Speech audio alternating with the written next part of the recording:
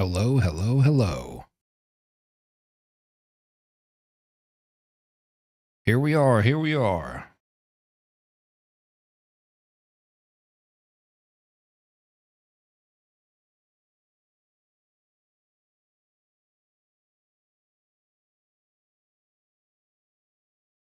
What's up, everybody? Welcome, welcome, welcome. Here we are for day 2 of the legend Vallow Daybell, lawyer extraordinaire, and her state-of-the-art legal defense tactics.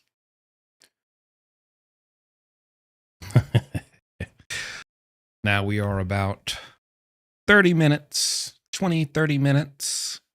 behind, but that will be made up for when they go to recess, bathroom break, take a number 2, things like that. We'll be able to skip forward. So let's go ahead and get started. Let's see what the Viper, the legal Viper, Vallow Daybell, has to say. And yes, I brought snacks. I got an energy drink. Yesterday I wasn't prepared. I even took myself a good old nap. I took myself a good nap, and let me show you. You know, this is how you know you're taking a good nap. When your cat agrees that you're taking a good, sufficient nap, that's how you know it's good. I have proof. When your cat comes and lays and loafs up on your side, on top of you while you're napping, that's how you know you got a good nap going on, people. So there's that. Now, without further ado, let's get started.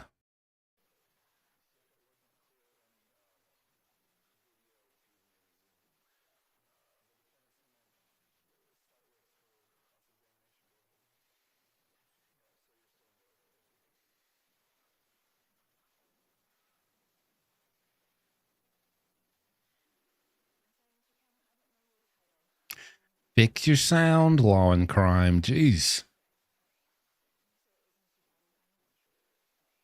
This isn't me, by the way. This is Law and Crime's sound. Oh, you can't see. Thank you. And then what? Walked into the house, proceeded forward, saw a patient on the floor to the right, proceeded to the patient to start an assessment and evaluation. And then Captain Keller had already come in. I'm pretty confident, yes, he would have been quicker getting off the truck and inside. And so you did your assessment, and then what? My assessment revealed that he was unresponsive, no pulse, no breathing, so I would have started CPR, started chest compressions. Did you do that with his shirt on? I would have lifted that out of the way so I could find the proper landmarks. Who cares if his shirt was on? So you had said that you saw that there was, let's see, 2 gunshot wounds, is that correct? Yes. And then you saw that through the shirt? Or how did you assess that when you first entered? That's my question. Once I'm doing CPR, I can see 2 bullet holes in the shirt. I can see that on the chest and on the abdomen. I can see the wounds as I'm looking at the chest and doing chest compressions. Okay. And then he had on what color shirt? I wouldn't have recalled other than, I guess, the video yesterday. I think it was a dark colored shirt I think we saw on the screen. And so you had talked yesterday about the blood being more blood on chest, not pooled around your knees, right? Is that correct? Correct. What? And so with the dark shirt, was it hard to see the blood? I'm kind of trying to see what you saw when you entered. I remember seeing Well, ma'am, how about you answer that question? Because you got a better look at Charles than anybody when all that blood was coming out. blood on the chest. It wasn't, I remember not seeing blood on the abdomen. And there were holes in the shirt, 2 holes in the front side? I would, best of my recall, yes. Okay. And when did you cut off the shirt, and how does that procedure work?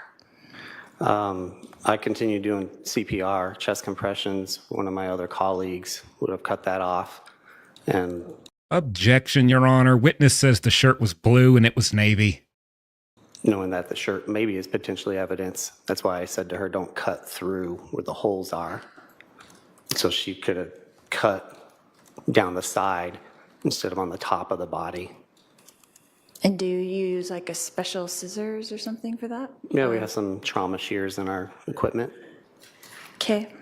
And who was that? Was that Phelps or? I believe that was firefighter Kaczynski. Okay. Kaczynski, that's one I didn't have. So who all was sitting there with you that was on scene at that time?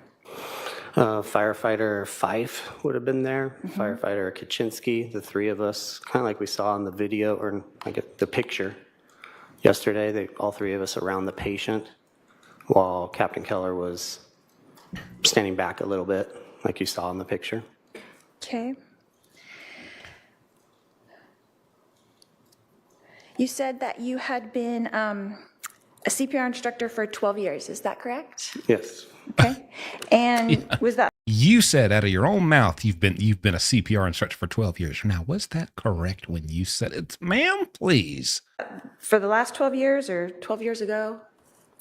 Approximate dates 2004 to 2016, let's say. Okay. And so have you taught people who have never done CPR before? Have I taught those individuals? Yes. Right. And not just like people renewing their certification, but both? Correct. Okay. How many people would you say that you've taught that have never done CPR before? What does it matter? Never done CPR, and it's probably in the hundreds over that long of doing that. So you'd be familiar with how a first-timer would react? Yeah, you try to forewarn them what to expect. Okay. So these first-timers, they have to be taught the appropriate place to place their hands. Would that be fair? That is part of the course, yes. And so do you show them, or do you just tell them in class where to put their hands? It's a video-based system through American Heart. There's a curriculum that we would have been following. Okay. So if you could only tell them, like over the phone, that might be difficult for them to know the correct placement of their hands if they've never done it before. I guess it depends on the instructions that the dispatcher gave.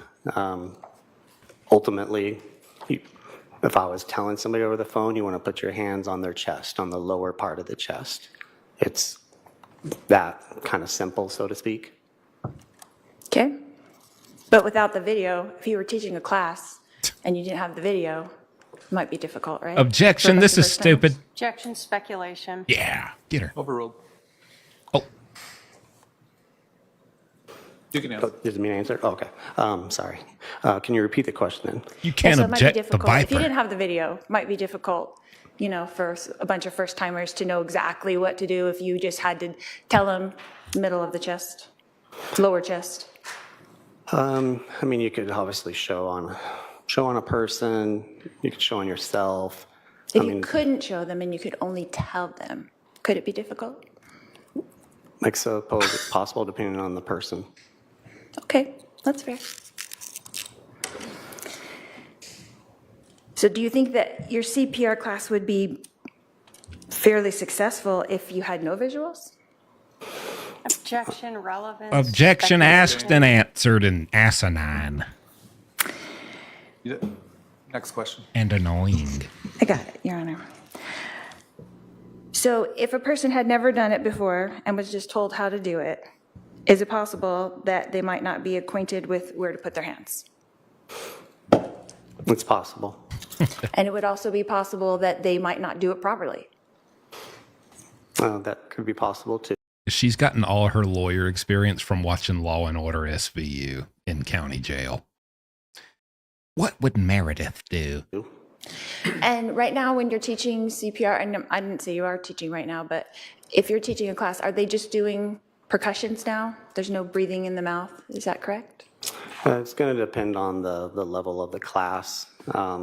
As far as the lay rescuer, people that have never done it before, that just want to have the training, it's evolved and we're teaching compression only. That is a form of CPR now also, just doing chest compressions. And how long do you teach to do that for? How long of a period before you take a rest or?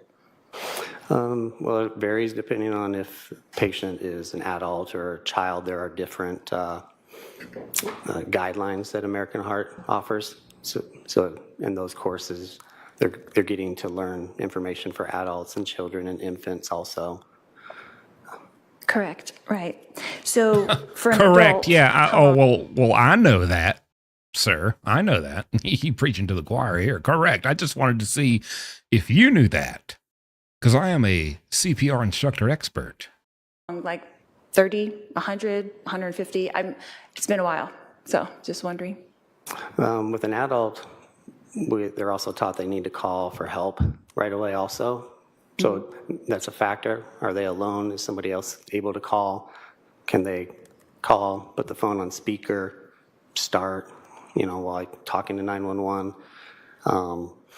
And then they would just keep going until help arrives. So there's no timing, like you take a 10-second break, you just do compressions? Not for that type of level of CPR, there wasn't. Okay.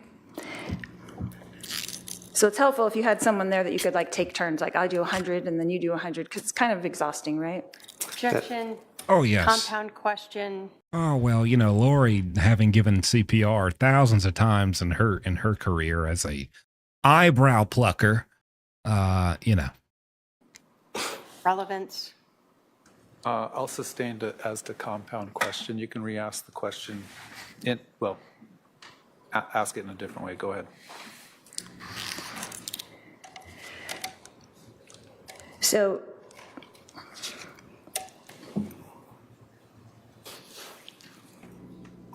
how long did you administer the CPR before you did the flip over? How long do you think that was? Before we rolled him to look at the back, is that what you're? Correct. Yes, that's correct. I would estimate maybe up to a minute. Okay. And then were you counting compressions? Is that what you were doing during that time, or do you not count? You just do it for a certain amount of time? I don't recall if I was counting. I mean, I was doing the chest compressions while waiting for the rest of the team to arrive and for us to continue assessing, see if we're. This is all so ridiculous. Sheetha, what do you think you're going to prove? Oh, he died because they didn't do CPR right. Ma'am, first of all, CPR wasn't administered for 47 minutes because you didn't call the police for 47 minutes. And the man wouldn't have needed it if he didn't get shot. What are you talking about now, sir? What were you thinking about? What was the weather while you were giving CPR? Going to continue to work the patient and utilize more equipment. And there were 3 of you there? 4 total, but 3 by the patient. Okay. And then you could take turns, right? Like trade off if you needed to? If we needed to, yes. So that'd be a lot easier than when you're just there by yourself. Gosh. Would you agree? Yes. Okay. And do you know how long,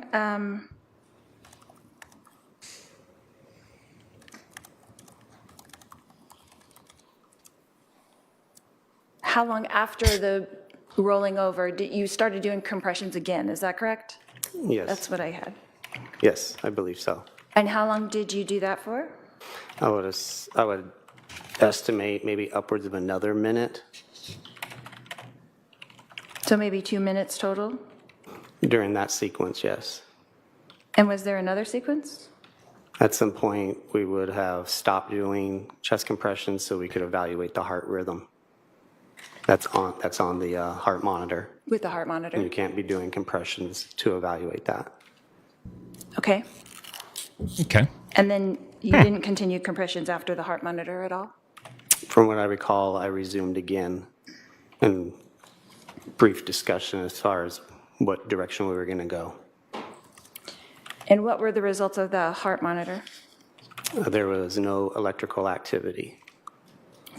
And how long was the heart monitor applied compared to when you started the first compressions?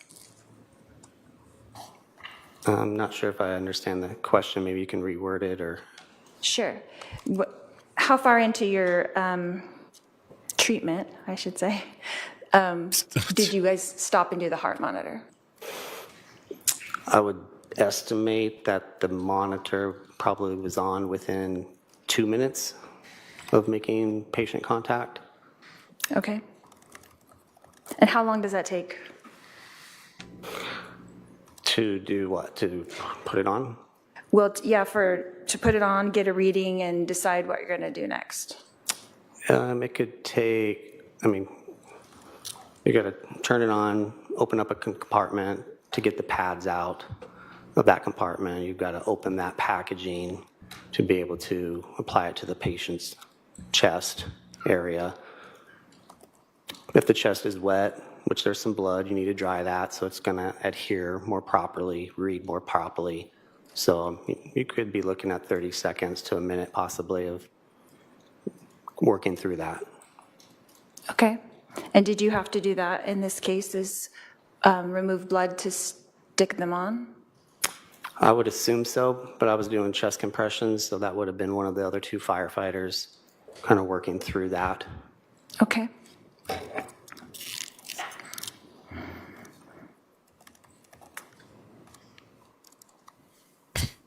So I understand correctly, you said when you rolled him over, did you cut the shirt in the back also to see the exit wounds? Is that? No, we only had to cut the shirt one time. That was when he was still laying on his back. You cut it down the side and that opens it up to where then you can remove it from the body, pull it off. So you did pull it off completely at some point? More than likely, I would say yes. That's typically what we would do. Okay. But you don't remember if you did that in this case?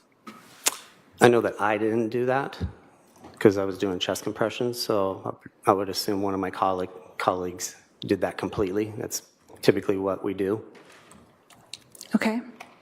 Okay. And so you're back to doing the compressions for the third time, and then you stopped that at some point. Was there another procedure after that? No, at that point in time is when we would have called the patient. And who announces that?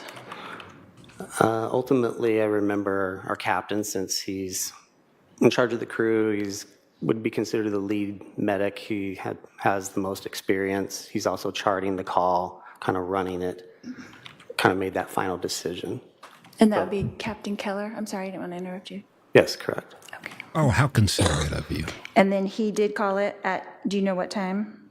It would have, I don't have it memorized, no, it would have been like in the charting that he was doing. And who documents that?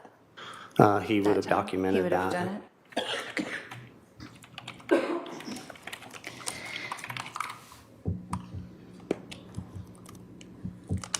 In preparation for your testimony here today, did you review the 911 call at all?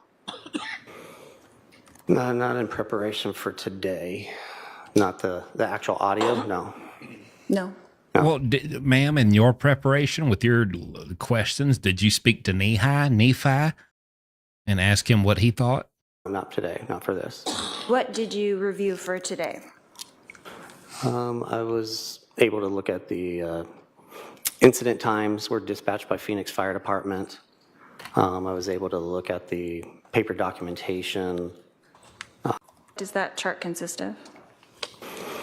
There would be scene times, date, time, address, patient information, name, address, maybe medical history, things that we, a narrative of what we discovered, what we've done, treatments that we've done. The heart rhythm from the monitor gets attached to it.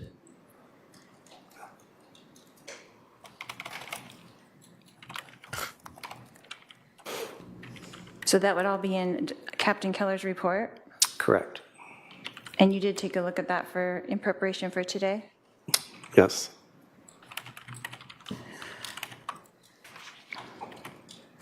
Sir, was your left And shoe did you write a tied while report you were regarding giving this CPR? incident? No, You don't have to document anything? just one person documents the call. So for all of the people that were there from fire? Correct. Okay. So that's the total report, is you just give your input to him and he puts it into the report? Correct. And that's the same for the other two firefighters that were along with you? That's correct. Okay. So they don't have their own individual reports as well? No. Okay. And Objection. She keeps saying okay, and I'm tired of it. Make her what stop saying time okay, were Judge. you dismissed from the scene? I mean, we probably only remained an additional 5 to 10 minutes. The chart would have that time. I don't necessarily have it by memory. Okay.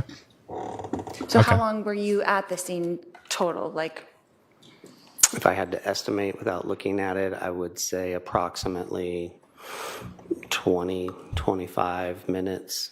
okay. And then you were like the driver of the truck, right? Was that your responsibility? Somebody in the chat said she keeps saying percussions. Ma'am, it's compressions. Is that true? Is she absolutely missing the mark calling them percussions instead of compressions? Because if that's true, that's hilarious. How many percussions did you? Man, we don't have a tambourine and a bongo drum, okay?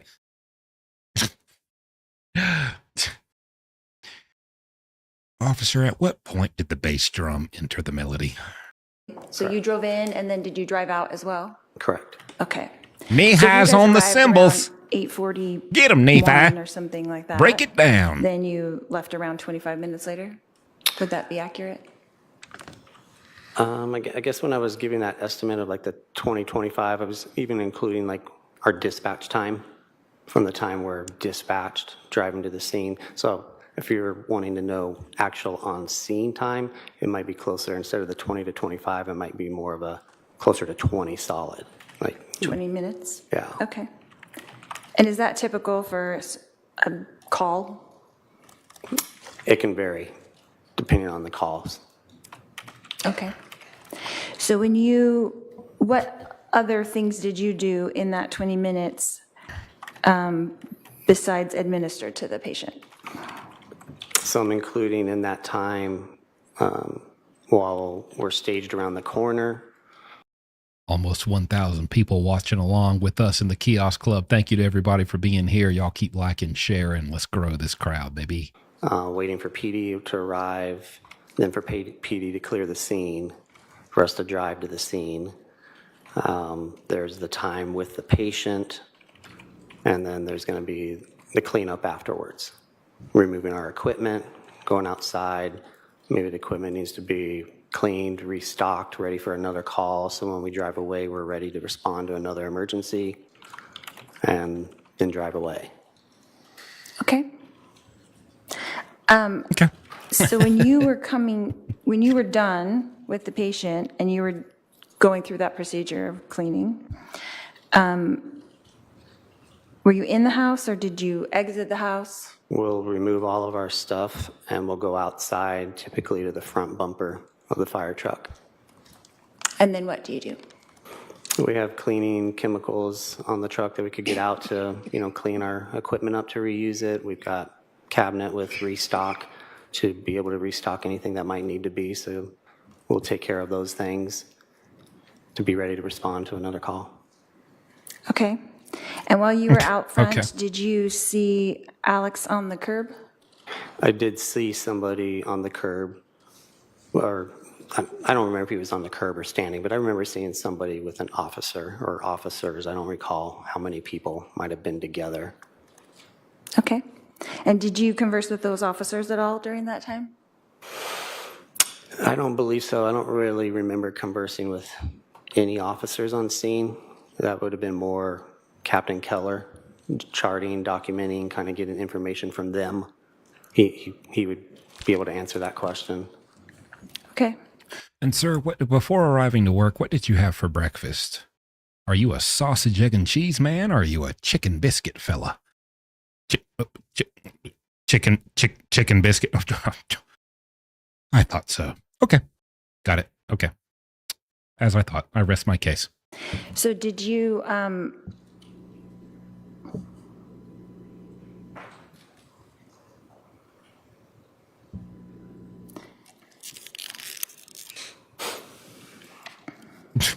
Get your notes in order, Lori. Lori's got that George was Washington trench anybody coat on. in firefighting on your team, She's got that founding father trench coat on. Look at that cord attire. My Lord. the four of you that were there, was anyone asked to take a look at Alex? We were not.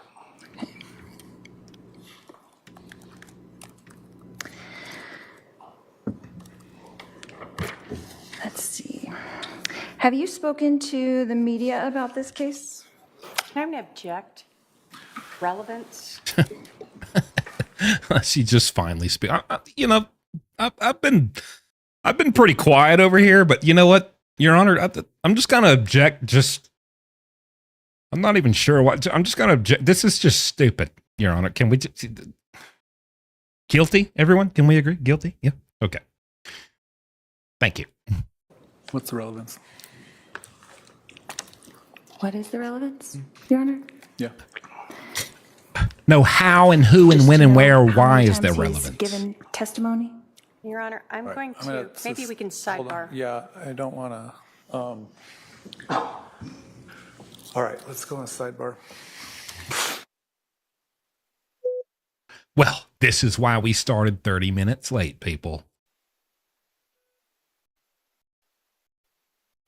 Ugh. Fast forward. Okay, just a few more questions. I got my legal strategy down too, ma'am. You didn't think I'd be prepared for that sidebar, did you? Pagey's mama, thank you for the donation. I want to send you money for coffee. Or at the rate this cross-examination is going, cocktails? Your commentary is exactly what I was looking for. Thank you, ma'am. Well, I'm glad you're having fun. Hey, that's why we're here, to make this dark situation something bearable for us all to sit through while we watch some justice come old Lawyer Lori's way.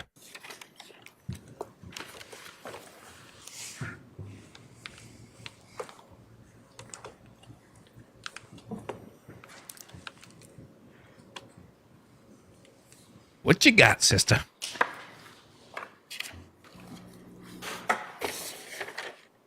Mr. Cowden, Mr. Cowden, what do you think of my highlights?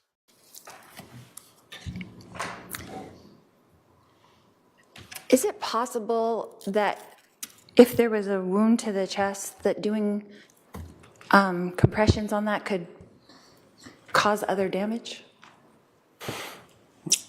I suppose it's possible, but ultimately it doesn't matter. If the heart isn't beating, it's what you got to do. It's the appropriate treatment. So would a common person who doesn't know how to do CPR maybe hesitate about pushing on a bullet wound? Objection, speculation. Sustained. But you wouldn't. Can you repeat the question? You wouldn't hesitate to push on the bullet wound if the heart was stopped? No, I wouldn't. And you would have to assess if the heart was So you would bravely and boldly, without any second thoughts, do your job and do your best to save this dying person? stopped in order to do that? Yes, you would check a pulse like we did. We would, use our equipment like we did. Okay. 1,000 in the chat, y'all. Thanks for being here. So the two wounds that you saw when you first got there, one was in the chest and one was where? In the abdomen, On the right side or the left side? I would be speculating as to how the specific spot or area without actually maybe seeing documentation. Okay.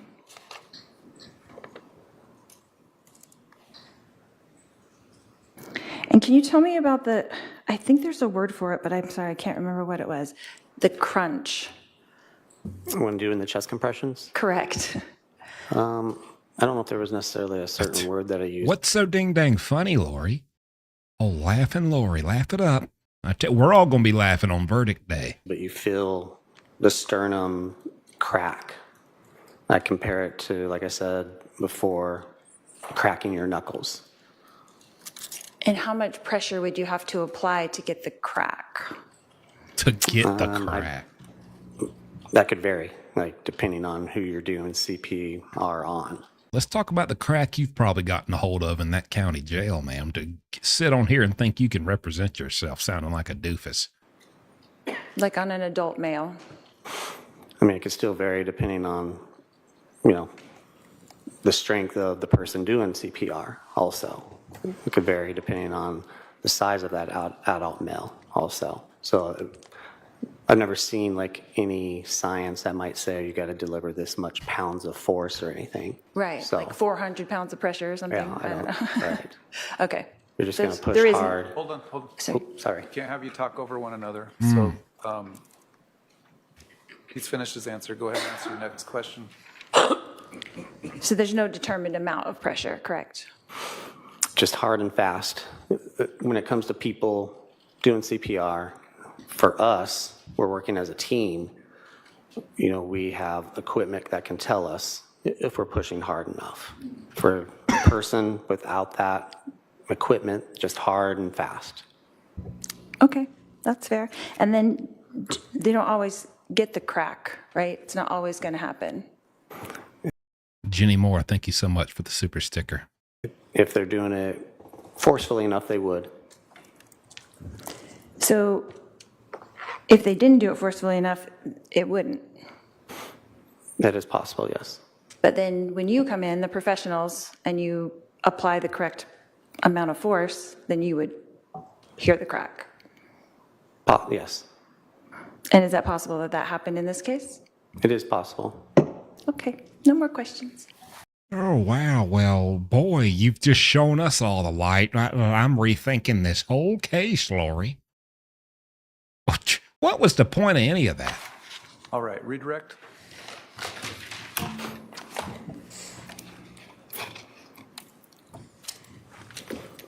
She's absolutely trying to flirt with him. So none of the other people could do it hard enough to get the crack, but you, Officer Iron Pumper, you were able to come in and do what needed to be done to get the crack. Ma'am, sit.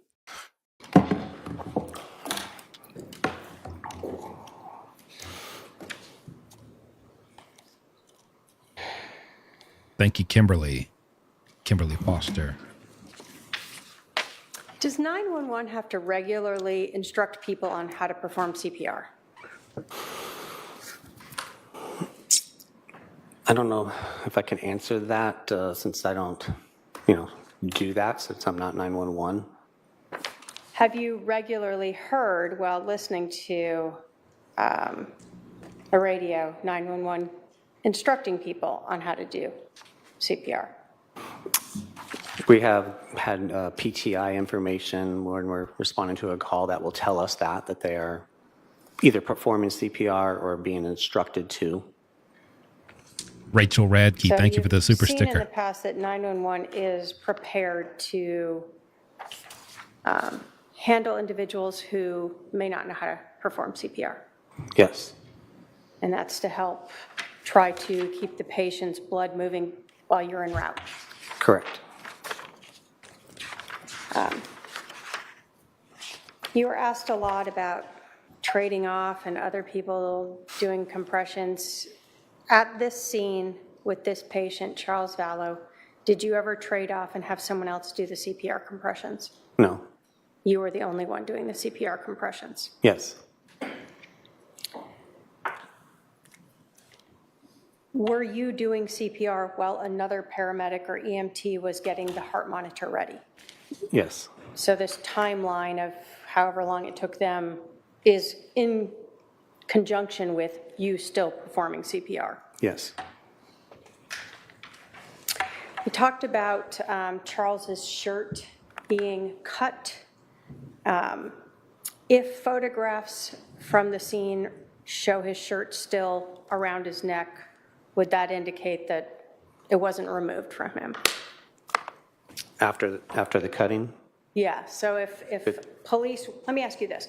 When you guys are done and he's called deceased, do you put his clothing back on or modify him in any way? No, we would just take our equipment that's necessary to take.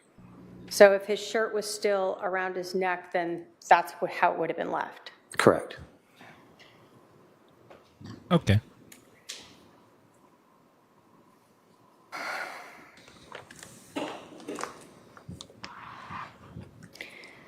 You were asked about whether or not you should perform CPR on a person who has a gunshot wound. Is there any reason why a person with a gunshot wound would not need to have blood circulating through their body to bring oxygen versus some other type of injury? No. Is the whole point of CPR to make sure that blood is circulating to get oxygen to their brain Yes.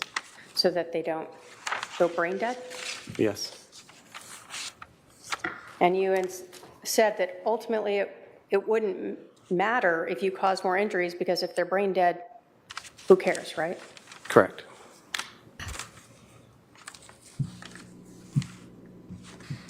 In your assessment, did you feel that no one had performed CPR on Charles Vallow before you arrived? I had felt that, and I do know in my testimony to Chandler PD, I had stated that, or it's probably in my testimony that it was not efficient or something to those lines. But I felt like no, it had not. Okay, you felt like no, it had not been done. Correct. Thank you. I have no other questions. Nobody got Let's the see, at least crack. one juror question. We'll go on a sidebar. Please, if you're a juror and you have any additional questions, pass down your question to the basket.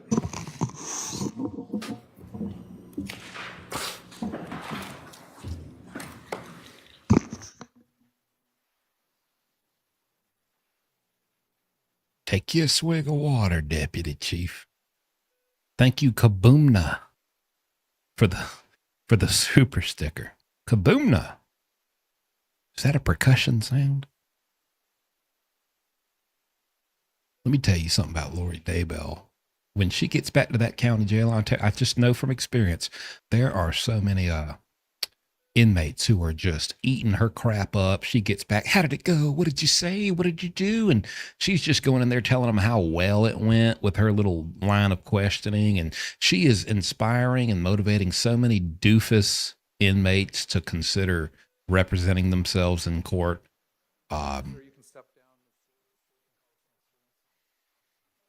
So judge just told him he could step down.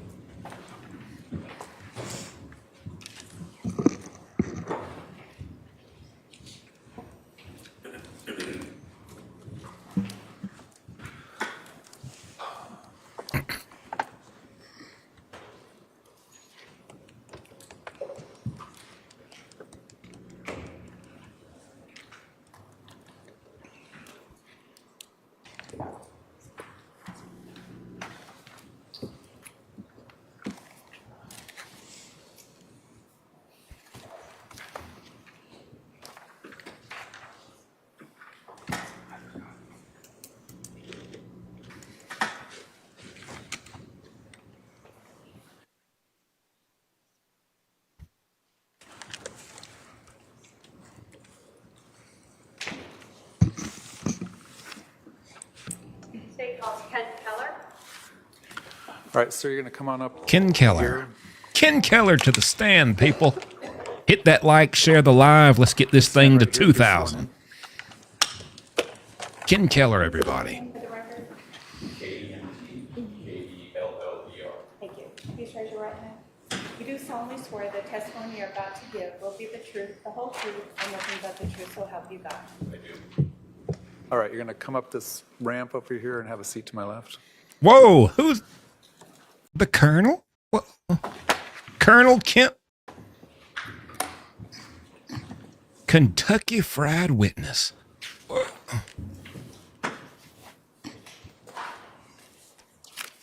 Go ahead. Thank you. Sir, would you please introduce yourself to the jury?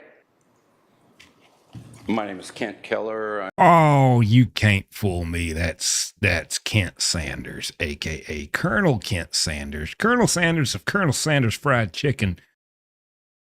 Sir, your chicken's dry. Objection, this guy doesn't know how to make chicken. I'm a recently retired captain with Chandler Fire Department. When did you retire? April of 2022. And how long did you work with the Chandler Fire Department? 32 years. This ain't the state versus Lori Daybell. This is KFC versus LDS. You hear me? While you were there in, let's talk about 2019, what were your duties? What was your rank? My rank was captain. Colonel, it was Colonel, don't lie. Engine captain, so a company officer. I was in charge of a 4-person crew. We basically respond for calls to service and the different functions of a. Did those calls for service include medical calls? Yes, ma'am. Did you have any training in the area of Frying chicken. medical treatment yourself? Yes, I'm a paramedic. I went to paramedic school in 1991. And can you tell us, is there or was there ongoing type of continuing training to be a paramedic? Yes, yes, ma'am. There is continuing education throughout the year. You have to have a certain number of hours in each subject. I'm not gonna lie. This looks like Duty Ron with hair. Don't get me wrong. I love Duty Ron, but I'm just being. This is Duty Ron with hair, y'all. that's old. You can't tell me that ain't Duty Ron. Hang on now. Hang on. Let me show y'all something. Let me show y'all something.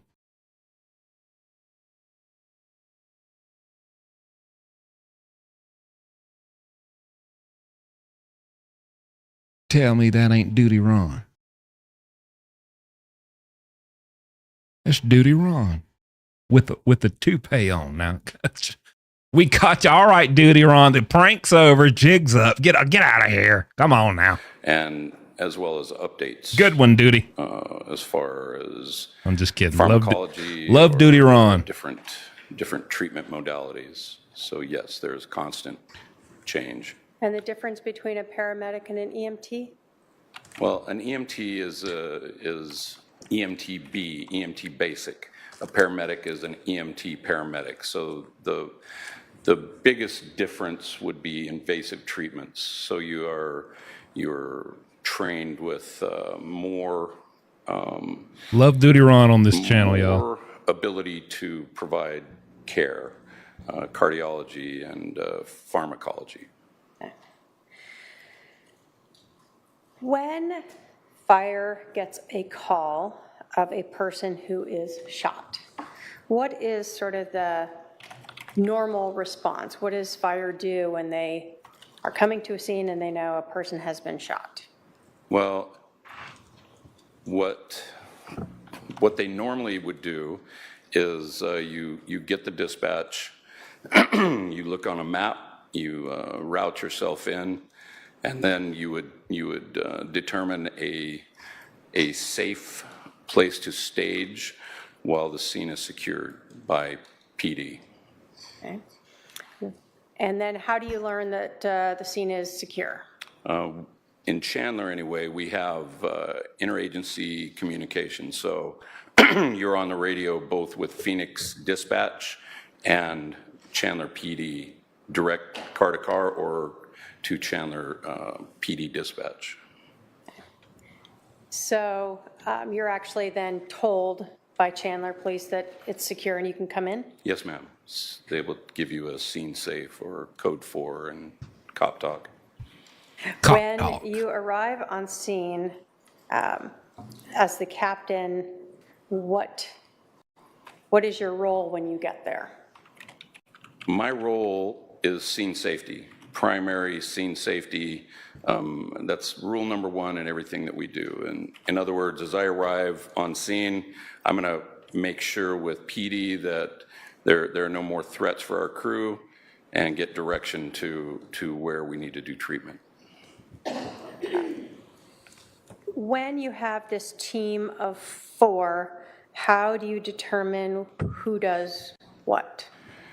Well, I mean, that's individual crew training, and some crews might have specific jobs. Ours is more of a fill and flow.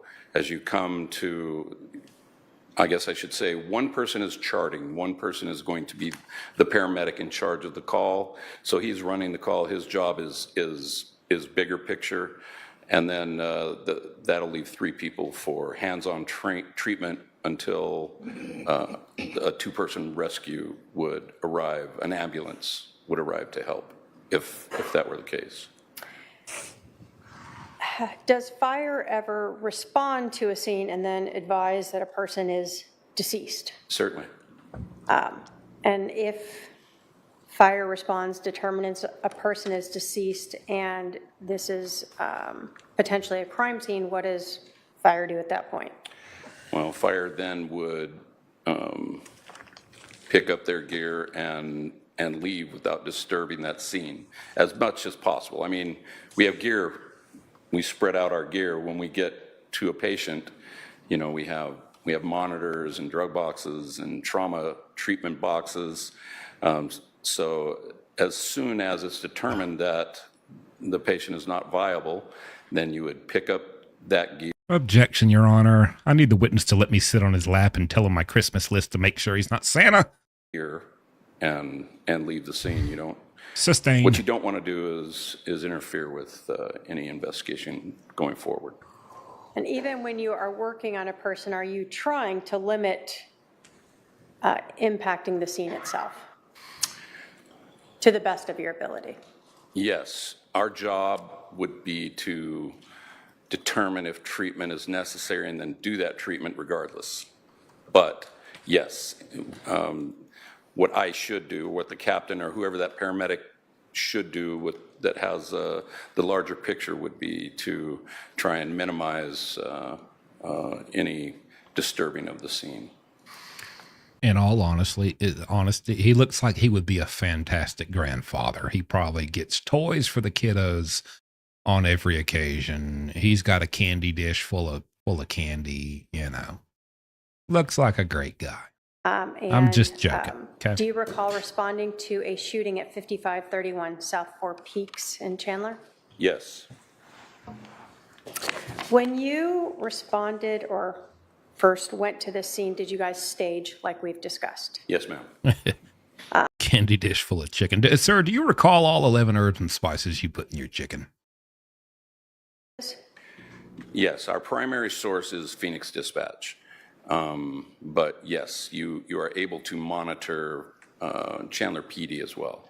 Is Phoenix Dispatch 911? Yes, ma'am. Okay. So you're getting what's coming in from 911. Are they relaying information to you? Yes. Are things like whether or not the patient is receiving CPR something that is very relevant to you? Yes. In this case, did you Be right receive back. any Use the bathroom. information regarding that? Yes. We were told that CPR instruction had been given and CPR was in progress. Does 911, in your experience in over 30 years, are they able to provide instruction for lay people who may not know how to do 911 or not know how to do CPR compressions? Yes, they are actually certified to do that. They train and are certified to give that instruction over the phone. So even though it's only verbal, they've been trained to how to present that to a person over the phone. Yes. So you are advised that CPR instructions have been given and that CPR is that compressions are being given? Yes, that. been a little while, but yes, I believe that I was told, I do know that instruction, I do remember specifically hearing that, CPR in progress. I believe I remember, I would have to, but definitely the CPR instructions had been given. Does knowing that a person has been receiving CPR impact the way you view a patient when you enter a scene? Yes. How? Well, because it would make the patient more viable. If adequate CPR were given prior to our arrival, then you would hope that good CPR was given and that oxygenated blood was being pushed around the body, which would mean that make the patient more viable at that point. When you go to a scene where you believe CPR is given,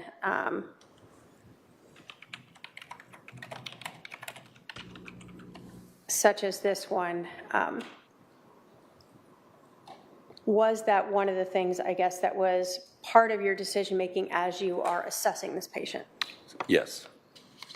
Can you talk to us about when you entered this residence, what do you recall? When I entered the residence, I recall thinking that the house seemed empty, like it was either being moved into or moved out of. So there was no furniture or anything. We had a clear path to where the patient was. And I remember thinking that there's very little in this room other than the patient. Okay. Did you notice at any point some items around the patient? The only thing I remember being around the patient was a baseball bat and a ball cap. And do you recall at this point where those items were in relation to him?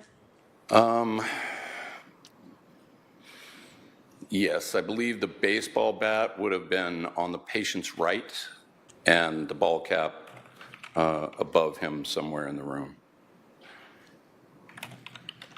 I think the baseball bat was against the wall on his right. Do you recall ever seeing a bullet near the victim? Once we started assessing, I did see a bullet, a spent round on the floor. A spent round. So that's sort of a little bit into you're in the Yes, ma'am. scene. Yes. Wasn't something you initially recognized? No. While you're in there, was there any officers in the room with you or inside the house? There was at least one officer still clearing the house, I believe, or at least going through the house. I only recall for sure one officer. Show of hands in the chat. Who all's considering door dashing KFC now? Being interior. No particular reason. Can you describe for us how the patient, how Charles was laying when you first observed him? Yes, ma'am. He was laying supine. He was laying on his back. As we entered, his head was towards us, so geographically, I think north.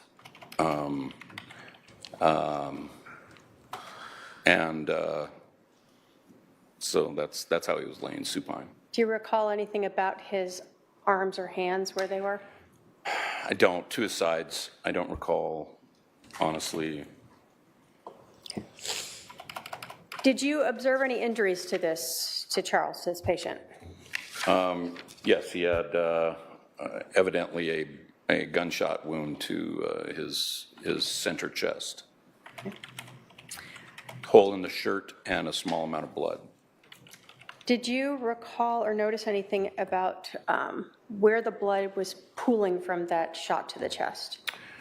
At that time, I did not, because we have to expose the patient, and the so he's a big guy, So he had How dare you? a small amount of blood above his sternum. I'm showing you Exhibit 3 that's previously been admitted. Does that look like, If it adjusts a little bit, but Okay. you can attempt. Yes, ma'am, go ahead. are you able to see that there? Yes, Kind of. Does this look like the patient that you were working on? yes, And in this, do you see the blood pooling in Exhibit 3 there? yes, Is that sort of what you were talking about? yes. Here in, I already know Lori's line of questioning. Sir, Mr. Keller, I know you said the victim was big. You sure you wouldn't describe him as large? Okay. Interesting. Okay. around the collarbone. Perhaps hefty? Okay. Okay. No further questions, Your Honor. So there's a divot here that Would you describe this patient as a fit man? he seemed to be, yes.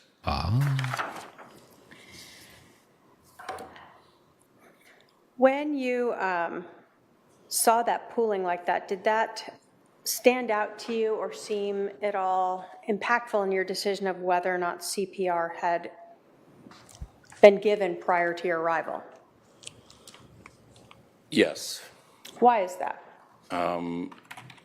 because had adequate CPR been given there, I would have expected more blood possibly on there and perhaps a pool of blood under him. I didn't see any blood under him. I mean, when we first got there.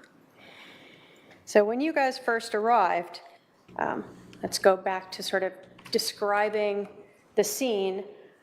You said that you didn't notice any blood pooling under him. I did not. And is that something that you guys are cognizant of since you're going to have to get down and around him? Yes, but we're more cognizant of it because it would indicate an exit wound. And obviously, the more blood there is, the more the heart was beating or CPR was being done. Okay. So both the lack of spreading on him is one indication that kind of made you question if CPR had been given? Yes, ma'am. And the lack of pooling of blood underneath him was another sort of Yes. flag to you that maybe CPR had not been given? And no one was doing CPR when we got there. Would have been the primary indicator to me. And I say that because if CPR were in progress by PD, if there were an officer there doing CPR, then they would have continued to do CPR until we relieved them.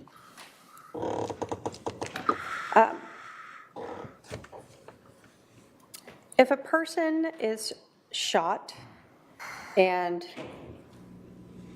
deceased, and you start giving them compressions, can you still push blood out of those wounds? Yes, ma'am.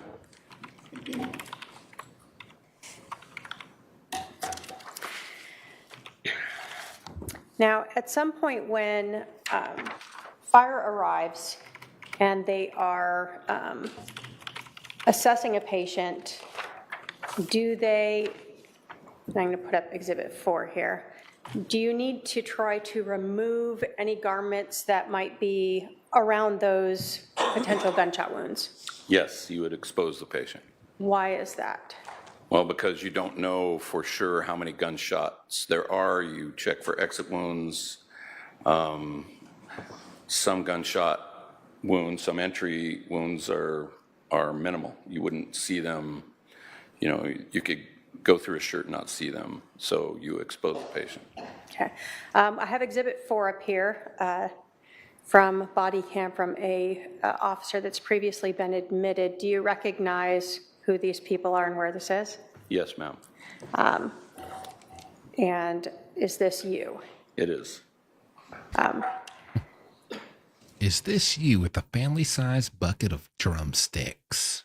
So in this case, at some point, was Charles's shirt cut in any way to allow access to those gunshot wounds? That would be the norm, is At this point, they would be cutting his shirt. Do you recall from this scene how many gunshot wounds you observed to the front of Mr. Vallow? I believe 2. Okay. Now, when you guys first arrived on scene, do you check the pulse? Like, what do you do when you first get there? Yes, you would check for pulses, carotid pulse, and obvious signs of life breathing, so chest rise and fall. Apparently, y'all, we are less than 5 minutes away from Lori's Ross examination. Hope he's got his recipe memorized. As you are walking up to a patient. So in this case, for Charles Vallow, did you guys find a pulse? No, ma'am. Did you notice him breathing? No. Do you do any other assessments before you start compressions? No. So if he's not breathing and you don't see that he has a pulse, why begin CPR? Why start compressions? Because you don't know how long he has not been breathing or not had a pulse. Okay. He could have just stopped those things moments before we got there, which would make him a viable candidate, or a viable patient, rather. And does, again, the fact that you believed CPR had been performed prior to you arriving also play into your decision to Yes. see if he's viable? Yes. Also, sir, last time I ordered KFC, my corn on the cob was not included with my meal. Can you care to explain yourself to the jury? As other officers are doing compressions, what are you doing there? So I am charting. So I am, in this particular case, I was running the call. So I'm going down a checklist, gathering information, getting, listening to what they're telling me, and having them. I'm directing them throughout the call. Okay. Wait a minute. So- You're telling me I'm no expert. KFC offers chocolate cake. Now listen, I'm just as bad as the next guy when it comes to ordering fast food. If you're getting chocolate cake from a fast food chain, you got a problem. You got a problem. You don't get chocolate cake with your bucket of chicken and mashed potatoes. You don't just go get a slab of chocolate cake plopped on top of your bucket of drumsticks and pies, okay? You don't do that. Go to the bakery at your local Publix like a normal person. So at some point, Gee. our compressions stopped. Objection. KFC to chocolate cake. Assess the patient in other ways. Yes, after a heart monitor is on. Okay. And so are compressions able to be performed while someone else is getting the heart monitor ready? Yes, compressions continue throughout until you stop compressions to check for pulses. Okay. Do you ever want to check a patient who you see has gunshot wounds, such as Mr. Vallow here, to see if there's exit wounds? Yes, ma'am, immediately. So they would have cut his shirt, taken his shirt off, rolled him, checked for exit wounds, and then rolled him back and continued compressions. So you're telling me for tomorrow's Day 3 Lori Daybell court live stream, I need to DoorDash a slice of KFC chocolate cake and do a live taste test and review for y'all here? Okay. Yes or no? Let me know. Thank you, Iris McLaughlin, for the donation. Thanks for the Duty Ron love, guys. My friend, his niece, wanted you all to know that he beat cancer and is doing great. That's awesome. We're so glad to hear that. Thank goodness. Sunshine Murphy, thank you for the donation. It's their best chocolate cake ever. Oh, have they gone through several renditions and recipes of chocolate cake and they finally got it right? It's their best. They finally got it nailed. It's their best one ever. Oh my. Well, I guess JD Delay in the chat, y'all. Big JD Delay in the chat. Big salutes to JD. Love him over here on this channel. Thanks for stopping in and showing some love, brother. Are you documenting your observations and others about what You observed. JD, stick around. You're getting a master class, not from Mr. Colonel Sanders here. You know, we thought we'd learn about his secret recipe for his chicken. Lori Daybell's in the house, and she is just eating them up with her legal prestige and her just viper-like tactics in the courtroom. I mean, it's just impeccable. Stick around. Observed when he was rolled. Yes. So when he's rolled, you're looking at his back. Back, right, from the back of the head to the back of the feet. All right. Okay. Live taste testing and review of KFC chocolate cake coming tomorrow, day 3 of the Daybell trial. Tune in. So he's completely rolled over so that you can see his back. Yes. Did you notice anything about Mr. Vallow's back that may have indicated he'd been there for significantly longer than you originally thought? He did have lividity. So there was modeling, skin modeling and lividity. Once the shirt comes off, then you could see modeling on the skin and lividity had begun to form. Can you tell us what modeling means? Modeling is sort of a patchy looking skin. Modeling is what this handsome silver fox fella, well, white wolf should be doing. I mean, I need a package of just for men, just for him. Okay. They should make a package just for men that's just not any hair dye. It's just beard oil. Embrace your white hair. Okay. Cause this guy, I'm not going to lie, it's probably top 10 goatees I've ever seen in my ding dang freaking little long john life. Just being honest. From hypoxia or not enough oxygen getting to the skin. I mean, you can have mottled skin for different reasons, but in this case, it would be from Colonel. His heart not beating. Okay. And then you said lividity. What does Yes, that ma'am. mean? So lividity is the pooling of blood, and that takes longer, much longer. So the blood will begin to leave the tissues and gravity drain to the lowest part of the body. So when the blood isn't being circulated by either CPR or the heart, the blood just starts to pool there. Yes. And so you noticed that as well when he was rolled? Yes. Did you notice any exit wounds? I did notice at least one exit wound, yes. After you looked at his back, do you recall, I guess, when in this process you checked his heart monitor, when that was done? I do not. This all happens simultaneously. You asked what these different people are doing. They're doing all of those things simultaneously. So your patient is exposed, CPR has begun, and the evaluation, the rest of the Objection. Tell the witness to loosen his ties. Face turning red. evaluation is happening. So timeline, it's on the heart monitor, I'm sure, but so a lot of it happens simultaneously. That answer the question? You asked that again? I'm I sorry. believe so. Do you recall what the heart monitor results were?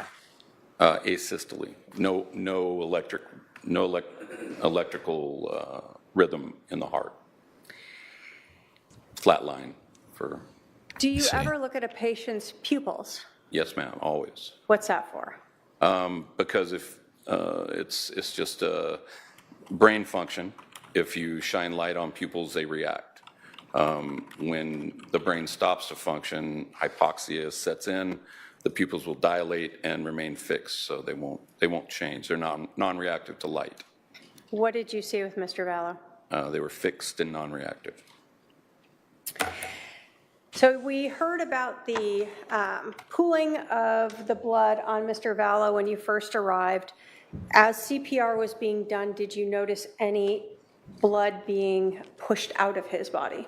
A little bit more. Again, he is on his back. Exit wound was in his back, but yes, we increased the amount of blood under the patient by doing CPR. When you first arrived, did you notice any active bleeding? No, ma'am. What's the relevance of no active bleeding? No heartbeat. Sorry, y'all, I miscalculated the time. We are 6 minutes away from Lori taking the stand.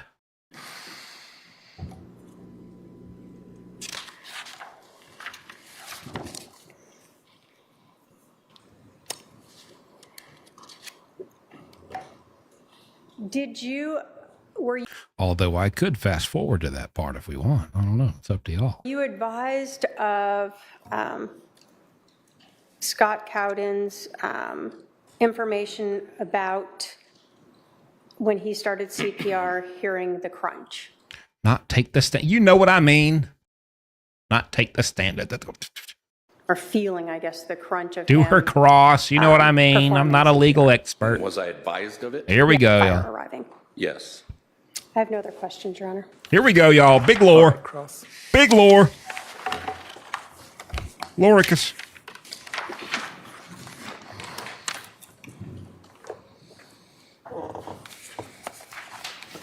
Here we go, y'all.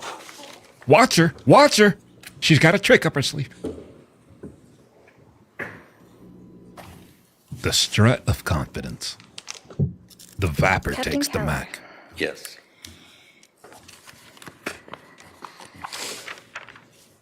You were first on the scene? The police department was first, but yes, we were the first fire unit. First fire on the scene. And can you explain to us what staging is exactly? I'm not really sure. Sure.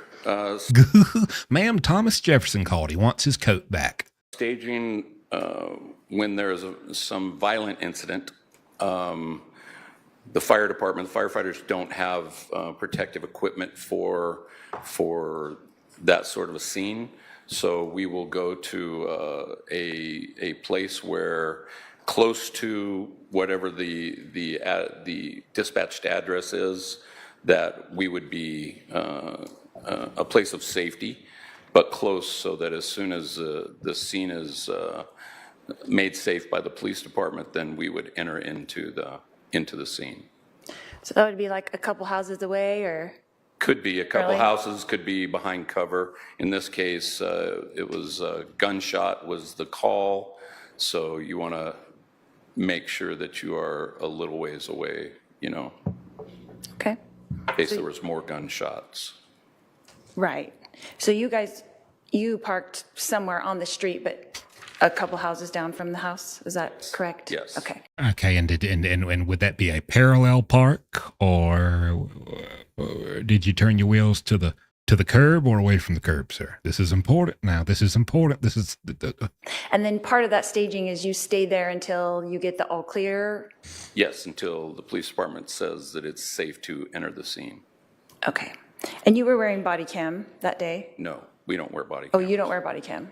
No, he wasn't wearing a body cam. He was wearing his all white suit and polo tie. It's the Colonel, baby. You were just that was a picture from you on the body cam? On the one On of the someone police else's officers, body cam? yes. Okay. Okay. Do you use any instruments to obtain current body temperature? Do you guys have an instrument for that? No. No? Would that help you give a more approximate time of calling a time of death?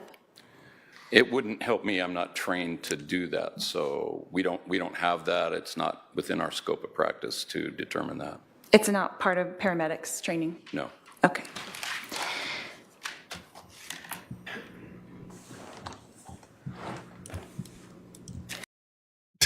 Look at the judge's face. Look at the judge's face. He's like, can her hair get any more green? I tell you, he ain't heard a dang word that she said. You explained the modeling being patchy looking skin Yes. because of no oxygen to the skin. Is that correct? Decreased, yes. And so will that continue to increase? I don't really understand. Would you say modeling is complete or in progress? How does that work? I would say in progress. As less and less tissue had oxygenation, I would say it continues to model. So would you say it was in early progress or late progress? How would you how would you estimate that? I could not say early or late, just modeling. That modeling was present Yes, yes. at that point. So how long would it take for modeling to become present? That's kind of my question. I don't know how long. So it could be like Different for different people, I People. suppose.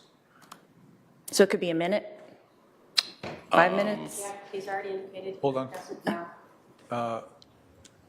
Don't you dare interrupt the Viper Daybell, Lori the Viper Daybell, when she's going for the throat with her line of questioning. You hear me? There's a method to her madness. There's a blueprint to her blondness. Rephrase the question, I'll allow it, but make sure you let him answer before you ask your next question. Okay. So it could be just a few minutes, possibly? Possibly. I don't know. Okay. And then lividity, you explained as a pooling of blood. The blood leaves the Lividity. tissues and goes to the bottom. Is that correct? Yes, Okay. And you saw that as well? Lori Lavidity Daybell. yes. And in your estimation, would that have happened soon? You know what that's not a good question. Dun-dun-dun. What the? What in the 11 herbs and spices is going on here? And, sir, now for the big gotcha moment. Where were you on the day? Oh, hang on. That's not a good one. That's stupid. Never mind. Hank, scratch that from the record. That's stupid. That's a dumb question. Ma'am? Ma'am, you had years to go over this and prepare. What are you doing? In your estimation, that had begun? Oh, Yes. that's And was it advancing? How far? He had lividity on the Nephi's taking the, over. Nephi, back baby. of his torso, So does lividity? backs of his arms. If you Does say lividity, start if you say lividity, immediately woman, after the heart stops? Is that what you were saying? I suppose it does. Okay. And if you were on any kind of medication, would that affect that as well? everybody hit that like, hit that share, leave a comment, show some love. Let's grow this chat. Thank you to all 1,200 who are in the chat. I couldn't say. Who all here has hit the like, but that's not a good question. Never mind. Moving on. And what time of death did you document? You were making the document, is that correct? Yes, ma'am. And what time of death did you document? I did not put time of death, but I put a time of treatment being ceased, and I don't recall what that time was. It's on that report.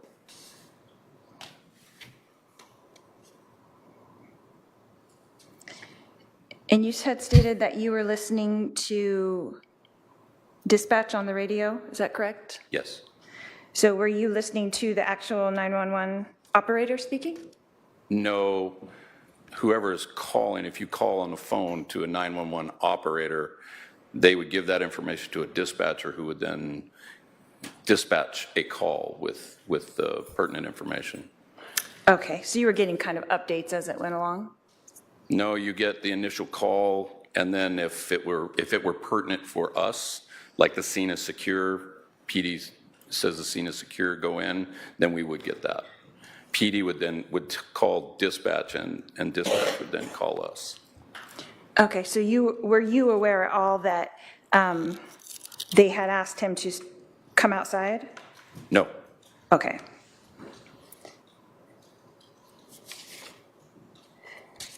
You just saw that he was outside, but you didn't know that the 911 operator had told him to come outside, is that correct? I did not know who he was or how he was involved in it Okay. when we arrived. So on those dispatch updates, it wasn't saying like shooter is in-house or shooter is outside or anything like that? Okay, that wouldn't be, Not to us. That's what I'm That saying. might be to the police department, but that's not something we would hear. okay.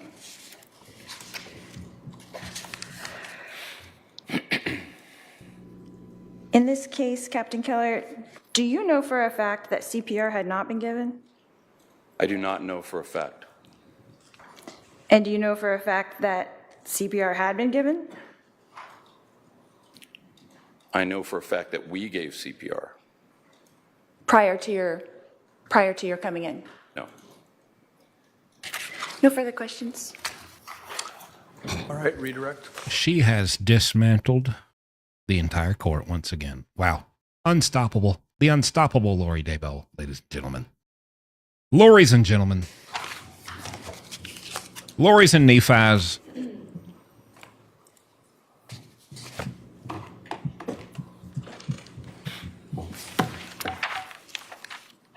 Which do you see first, modeling or lividity?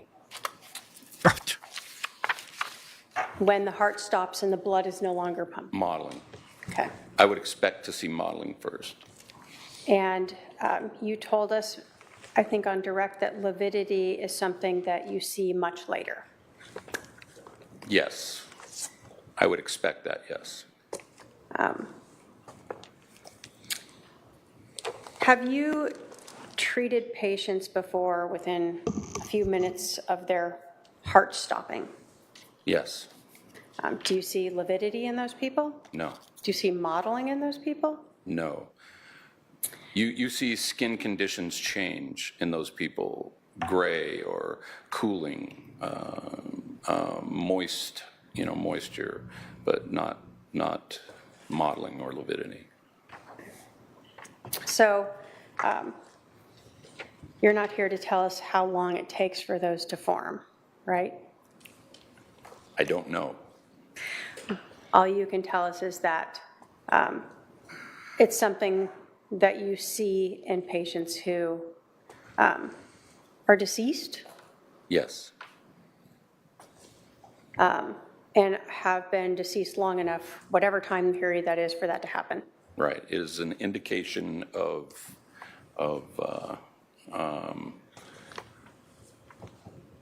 the patient no longer being a viable patient. And that was one of the things that you noted and used in determining to end any life-saving measures? Yes. Now, is the only way to know if CPR has been given to be there with the person watching them? No. What else can tell you that CPR was given to a patient? Well, PD on scene arriving would witness, the best way would be witness CPR. That's the best way. Is there any other ways? Well, yes. Again, you would have an indentation in the chest. The sternum would likely be have been cracked loose from the rib cage, and there would be, in the case of trauma, increased bleeding. You do CPR or CCR sometimes when there's not trauma, cardiac. In this case, were other indicators the blood that was pooling only at the neck and not spread out further? Yes. The lack of pooling underneath the victim? Yes, and the mechanical action of doing compressions How many times have they said lividity since I've been gone? with a gunshot wound right there would have spread blood in that area as well. It wouldn't just have gone where gravity is. So where you saw the blood pooling was where gravity, a low spot. That was my interpretation of it, yes. And you did not observe spread blood across his chest. No.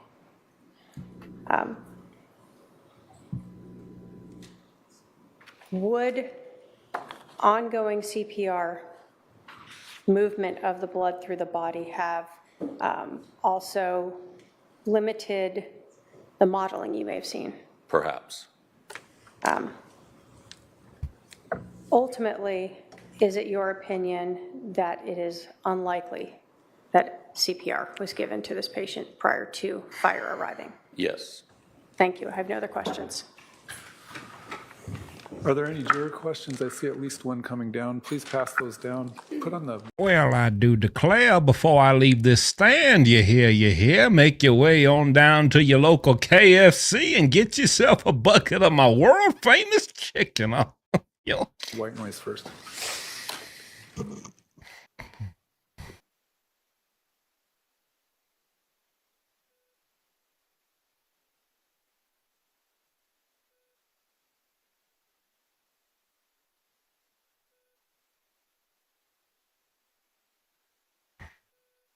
Where'd the sound go? Drink your water, Colonel.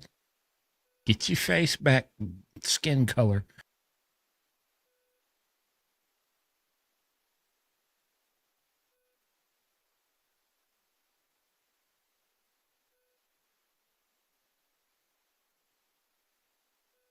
I tell you right now, that's either Colonel Sanders or Doug Dimmadome, owner of the Dimsdale Dimmadome.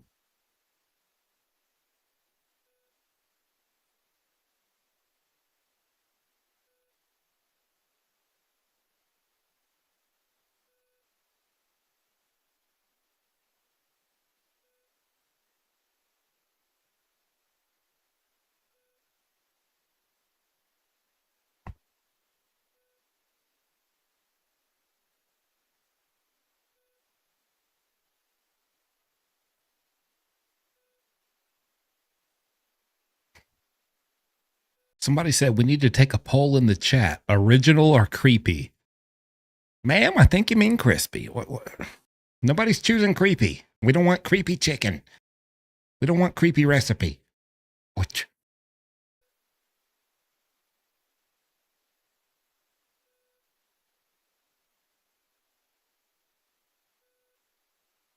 Original or downright creepy? It's crispy, ma'am, all right? Jeez. Original or lividity? Oh, we can actually fast forward this thing. Treatment if All right, here we go. Extra creepy recipe. All right. We have some juror questions for you. I want to know what he was just scoffing at, because we couldn't hear any of that prior. But as soon as they come back with the sound, he's like, did Lori just get the crap shocked out of her with that shock belt? Was there any attempt to gain venous access to administer medications to aid the heart and functioning, i.e. ephedrine? If no, why not? it's not indicated for trauma. It doesn't, if there's no blood to pump or the heart has stopped pumping, increasing how fast the heart pumps with ephedrine would do nothing. So in trauma, it is not indicated. Was ACLS protocol followed? Yes. Was there a physician patched in? No, there's no patch required for cessation of treatment. It is part of our ability and part of our training to determine. I'm sorry, irrelevant, but I really love this question because we got this guy who looks like a nice grandpappy. Someone said, "What was your granddad called?" Mine was just called Papa, but here's the thing. My grandmother, we called her BB. And I'm convinced almost everyone in the world, no matter where you're from, has a silly name for what they either called their grandpa or their grandma. And I want to hear them in the chat right now. I want to hear the craziest things you called your grandma and your grandpa in the chat. Non-viability. Duty Ron is in the chat, y'all. He says, "I'm here to say officially, I am not this guy on the stand. I'm younger and more handsome." Duty Ron in the chat, y'all. Show him some love. Oh my goodness. Duty Ron, we thought we had you caught. We thought we had you infiltrating the trial. Couldn't fool us. Duty Ron is here, y'all. Are fire department personnel allowed to call a patient's death? Yes. However, time of death is a different thing if that's what you're asking. In other words, we are allowed to. Somebody says they call their granddad piss pants. Ma'am, that's not a nickname. That's a medical condition. Okay, but take him to the doctor. Stop attempting to do life-saving treatment if it's merely a recovery. Kimberly Foster says, I'm a grandma and my grandkids call me grandma. Well, ma'am, consider my mind blown. I tell you, I've never heard such in my 33 years of life. Does that answer? Well, what I'm going to do is I'm going to have Riveting. the defense. First of all, let me check. Are there any other juror questions for this witness? I don't see any. The defense can follow up based on those questions if you want. No questions, Your Honor. All right, how about the state? Just a couple. Sir, when would you use ephedrine? Well, if you had. Dude, you're on. Thanks for the donation. He says this is some kiosk money for Grandpa. Yeah, we'll send him some money to improve his original recipe of chicken. Thank you, Duty Ron. Just asystole, but it was a Love the Duty Ron, y'all. a cardiac-based code. If the heart had stopped due to some disease state, electric shock, for instance, you would use epi. Are you saying epinephrine Yeah, is what yeah. you're saying, right? So when you're looking at whether or not to push drugs to try to get the heart to restart, you're looking at the type of trauma that caused the heart to stop. And how long it's been since the heart stopped. So in a place where you said there is trauma, meaning like a gunshot wound, Like a hole in the vessel, yes. so that is treated differently than if someone has a heart attack and Yes, yes. you were asked about. These are all algorithms, protocols that are given for us to operate. Here we get an inside look. There is steam coming off the greenish blonde hairs of Lori Daybell's scalp as she plots and plans her next tactical move here in the courtroom, y'all. You gotta watch her. You gotta watch her. She knows what she's doing. Look at her over there contemplating. What do you think she's thinking about? What would Nephi say? On scenes, under Clearly, everyone on the witness stand so far is a zombie. medical control to whoever asked about the patch. What is then the ACLS protocol? Advanced cardiac life support. And it's just, again, it's a flow chart. Are there obvious signs of death? Yes. Stop CPR. So here, you followed that protocol and stopped CPR. Yes, ma'am. CCR technically, but yes. You were asked about contacting a physician, a patch or something for a cessation of treatment. Right. Are there times where you do patch in with a physician? Sure, you would patch en route, not for a code. You would patch en route and give a doctor, or actually it would be a nurse answering the phone, but you would let them know what you have and what treatment you have given and what treatment you are going to give en route to their facility to continue care. We are primarily to stabilize and turn over the patient, making it more viable for a rescue. So when you terminate treatment because a patient is not viable, you cannot revive them, you don't need to talk to a doctor about that. No, you need to call in that you did it. So there would have been a patch after that. but you don't have to call in to cease treatment. So you don't need a blessing by a doctor to stop life-saving treatment? Well, no, we have the blessing through our certifications and through our training. So we are operating under a doctor's license.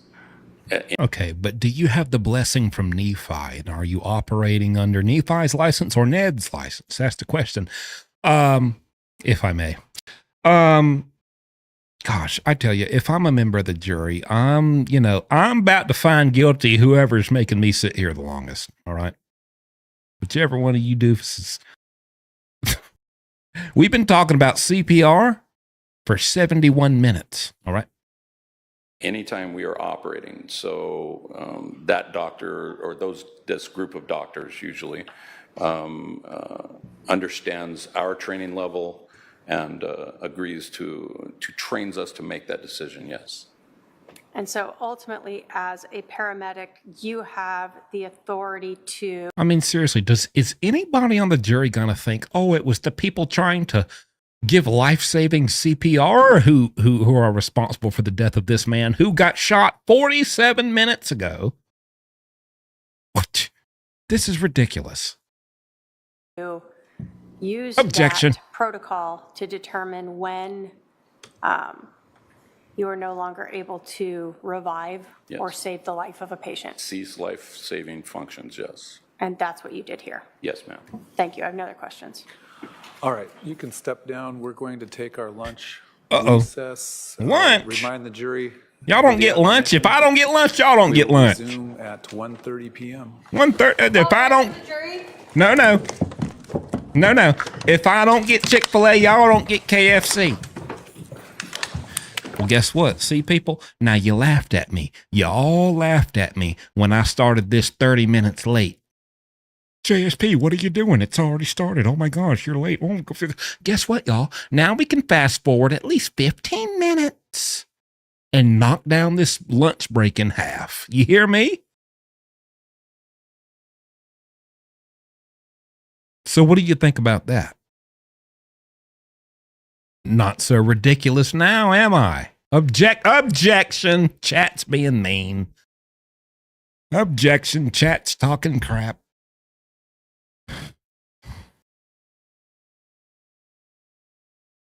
Objection. Oh, Scottish Witch Sorsha. Thank you for the $5. This is for some treats for Hissy Fit. Oh, my goodness. Hissy Fit gets more donations than me these days, so I'm going to have to borrow some bill money from her, apparently.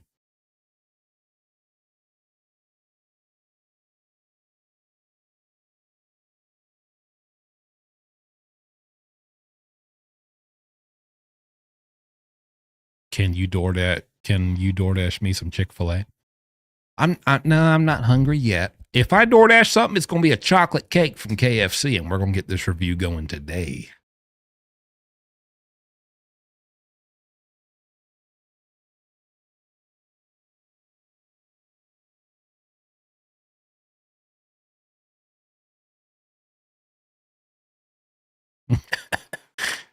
Rose says, deviously smart, JSP. Ah, yes. It was quite devious, wasn't it? Making your viewing experience more convenient. So devious. Deviously smart, I must say. Objection. Sustained. Overruled. Okay. Levity. Now.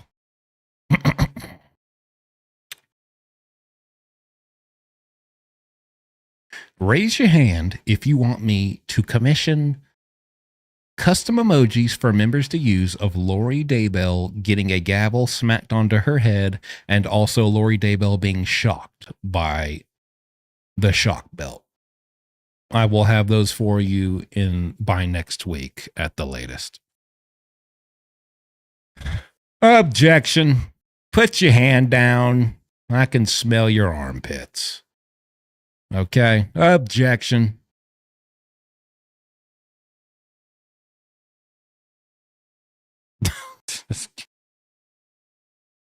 Objection. Nicole, thank you for the donation. You deserve much more, but wanted to thank you for always entertaining us. Oh, it's no problem. I want to thank y'all for showing up. We got 1,200 here sitting strong, a consistent 1,200 just hanging out. I love that. I appreciate y'all. Colleen 17. Okay, I see what you did there, Colleen 17. For the $20 donation, this might cover the cake. It might. Colonel Sanders is charging these days. But no, seriously. Yeah. Oh, we're going to do a live cake review. If it ain't going to be today, it's going to be tomorrow. All right. We will do a very nonchalant chocolate KFC cake review. Okay.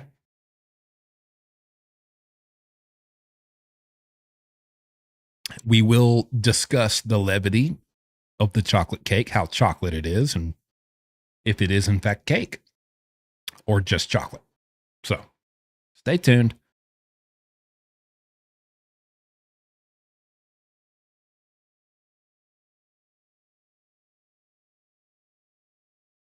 How long is this going today? Anybody know? I saw some know-it-all in the chat yesterday. They're like, I'll give you the full schedule, JSP. And they went 2 hours later than what they told me yesterday. About stopped my heart.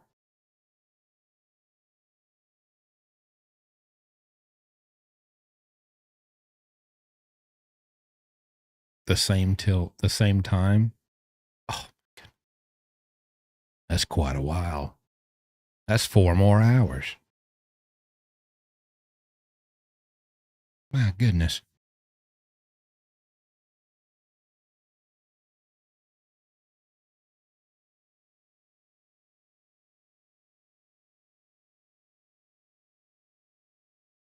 I did almost starve to death.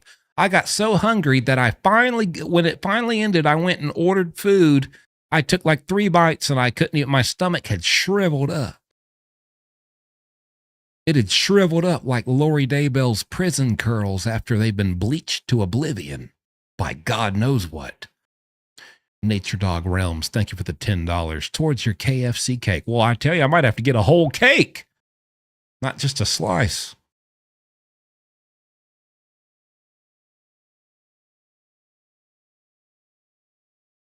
I think it's 4:30 p.m. Mountain Time. What mountain, sir? Mount Nephi?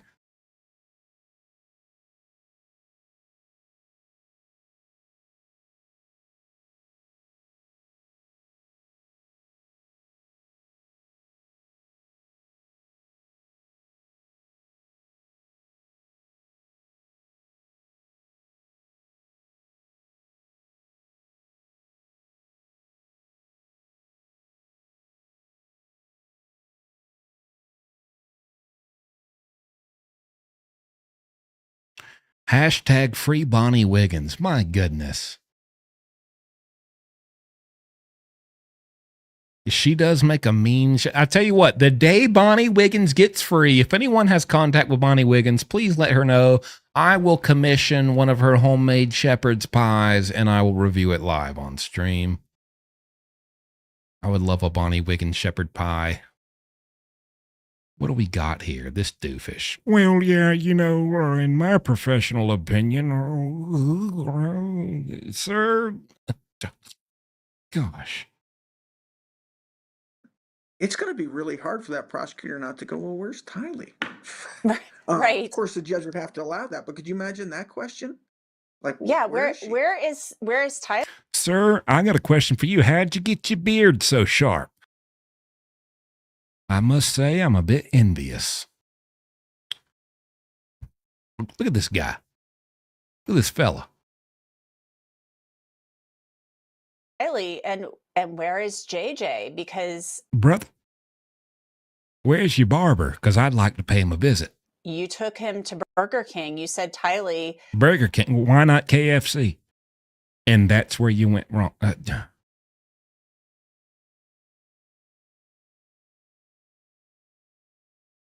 Here's you some dough for a KFC biscuit. Thank you, Lisa. I'm going to have to order me a whole. Should I just do a whole mukbang, KFC mukbang tomorrow on day 3 of Lori Daybell's trial? Every time Lori gets up to cross-examine, I'll just start chowing down on KFC. How about that? We tuning in, are all 1,100 of us tuning in for that tomorrow?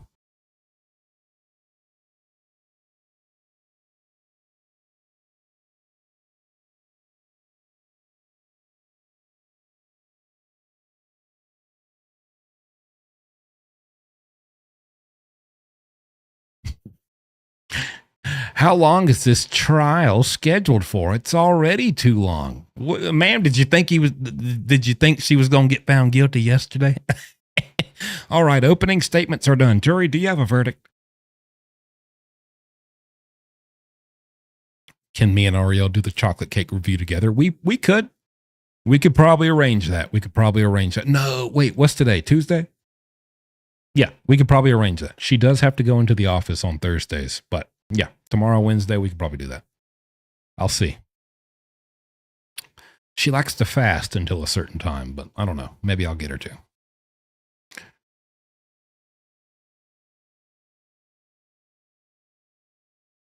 Rated on a scale of creepy to original. Yeah. Oh, I'll definitely dial in the levity of the cake. All right.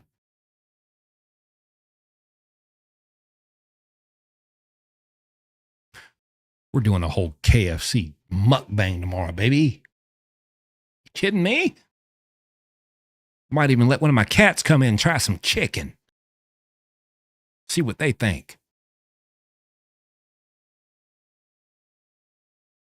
What's this guy talking about? You know, shoot, you guys rushed him out to the car. I mean, where is he now? And then once this jury hears that and all of that comes in, good luck. You can ask for a continuance if you don't have Charles' phone. Do you want to take that? She didn't. Ma'am, Little House on the Prairie called. They want their blouse back.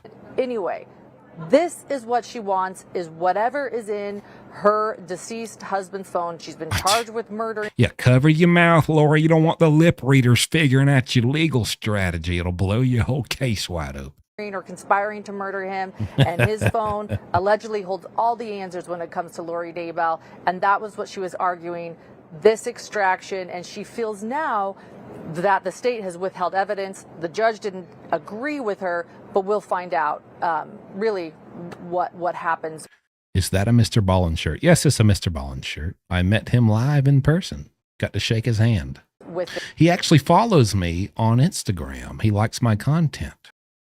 But I don't think he realized it was me when I got to meet him and shake his hand and take a picture with him. And if it really is an evidence violation, but that is what she was is saying, that what she wants is. But I wasn't going to be like, Mr. Ballin, this is probably a little embarrassing, but you remember me? I'm that guy you liked that one video that I posted that one time. It's me. It's an extraction from Charles Vallow's phone, text messages, maps. Who knows what it is exactly, but it's in there. Lauren and Gigi, and I guess, Lauren, obviously you're right there, so I'll ask you first off. I wonder if it has to do with what she's talking about and what she did talk about. Man, what you smiling about? What you smiling about? I tell you what, she just ate her a big old bite of chocolate cake. Yesterday in her opening statement, she said that, the evidence will show that Charles was sending her threatening text messages. Have we ever seen or heard of any actual legitimate evidence of that? Because in January of 2019, he was trying to get her help. I mean, he was concerned. He was trying to get her committed, briefly for a mental health evaluation. Have we ever seen? So they're meeting back in 15 minutes. Is that it? When is it? Or 5 minutes? When are they coming back from lunch?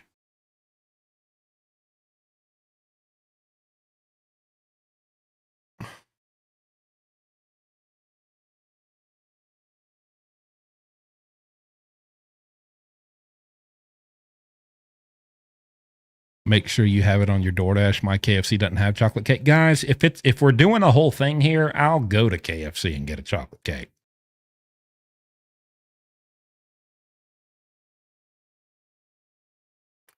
Is that Pretty Lies? Oh, if that's Pretty Lies and Alibis, I take it all back. They're very nice. They were very nice to me during the Alec Murdaugh thing. We were going to do a show together, but it fell through.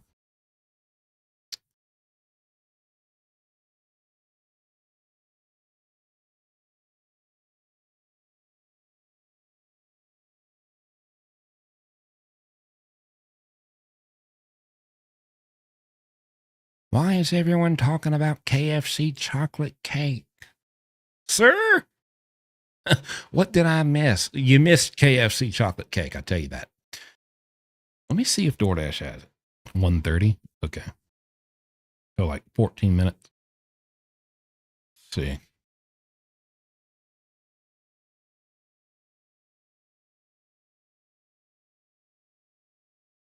KFC. Let me just say, I don't think I've eaten KFC. I swear to God, I have not eaten KFC since like a 12-year-old child. What do they got here? 8-piece chicken meal, mac and cheese, mashed potatoes, famous, secret recipe fries. Let me guess, mashed potatoes and salt. What's wrong with you? Pot pie. Hang on, let's go to desserts. Sides, sweets, and sauces. That's what they call it. Cherry pie poppers. Sweet corn. Chicken thigh. Oh, they don't have it. They don't have it, y'all. I'm going to have to go there. Ain't I? Are y'all sure they sell chocolate cake?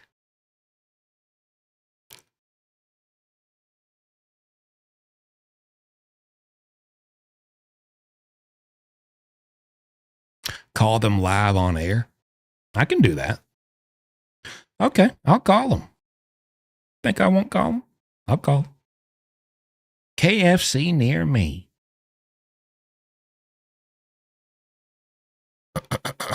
Here we go.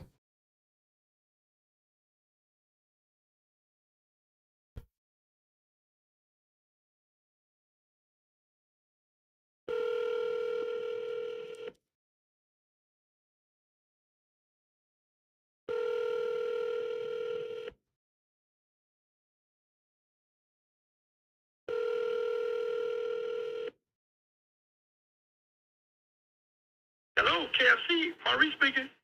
Hey, Maurice, I was just calling to verify because I couldn't tell on the DoorDash. Do y'all offer a nice slice of chocolate cake there as a side, as a sweet? Yes, we do. Okay, thank you very much. That's all I was wondering. All right.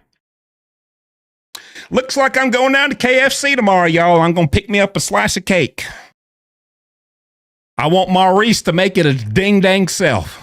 All right? What are y'all laughing at? That's my ordering voice. That's my customer service purchase and order voice. All right?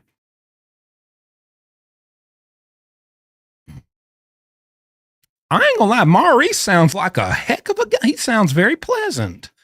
He makes you want to order more than you came for. Hey, it's Maurice.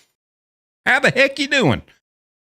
I tell you, he gets you fired up. Well, you know what, Maurice? All I wanted was some cake, but I think I'll take a bucket of chicken with that and a drink and a pot pie. I don't know, maybe. I tell you what. I like Maurice. I think I'm going to tip Maurice. If Maurice is working, I'm going to ask for, I tell you what, I'm going down there tomorrow. Before the stream, I'm going to ask for Maurice. And if I get Maurice, I'm going to tip Maurice. I'm going to tip Maurice. And thank you, Mountain Mama. I will tell them Maurice is the reason I came. His excellent customer service on the phone yesterday is the reason I came. So I will do that, Maurice. See if we can get a picture together. Let me take a quick whiz.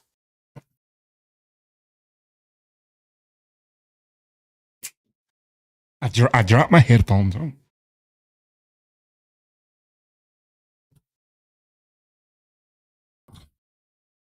All right, I'll be back.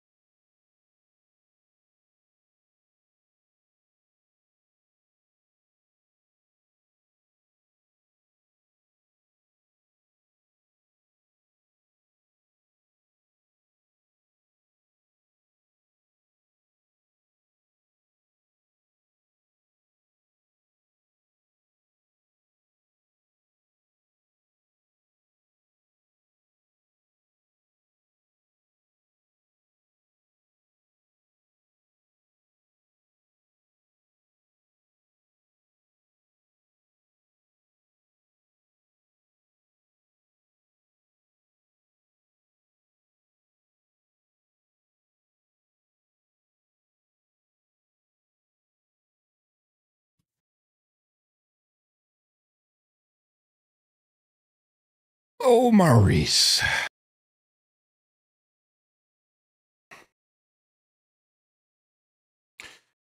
Watch, this is just going to turn into, there's going to be a new weekly segment of me just doing food reviews, which would honestly, I've considered doing because I have always been such a picky eater and I'm breaking out of that now. I'm exploring new foods now that I'm like in my 30s.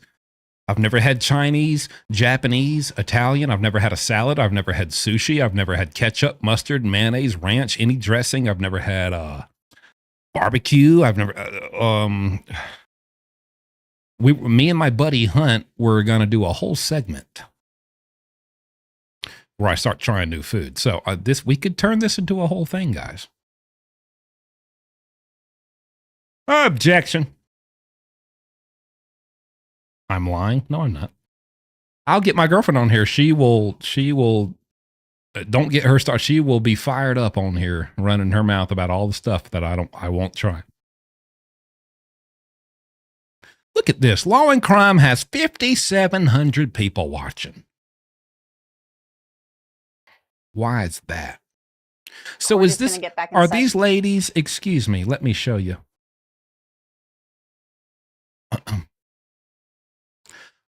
Are these ladies right here? Is that Pretty Lies and Alibis? We've spoken a few times, but I have not put a face to the name. Gigi's on the left. Okay. All right. Well, cool. Nice. Good for that. Man, and it's thing, I need to start stepping up. Maybe I should be on scene. Maybe I need to show up on scene. You kidding me? How about JSP show up outside the courtroom with a camera? What? Do I need to step? Do I need to step it up? I mean, explain the levity of the situation to me. Am I slacking here? Do I need to be traveling over to Arizona?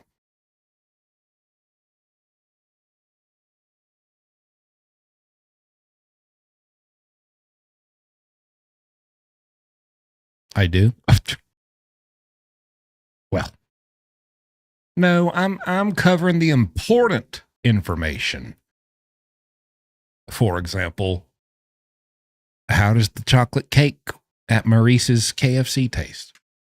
Okay.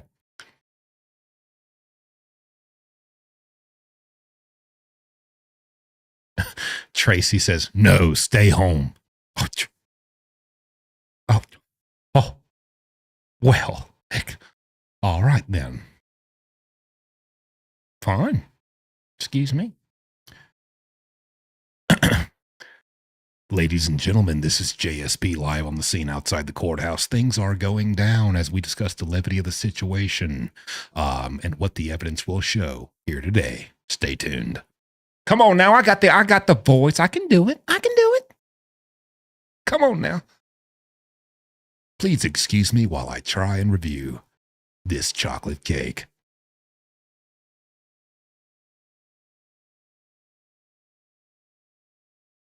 We can do it.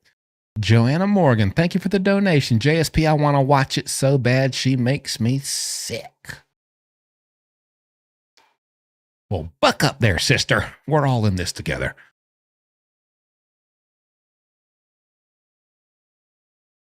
Good evening. This is the JSP nonchalantly arriving on the scene to cover a very Leviticus day here in the courtroom as we discuss what the evidence will and will not show. Back to you, Carolyn. I could do it. Somebody needs to hire me, I'm telling you. Somebody needs to hire me.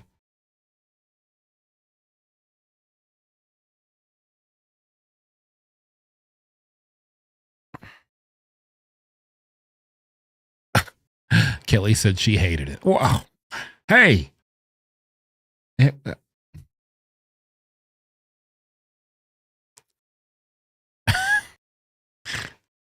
Well, excuse me.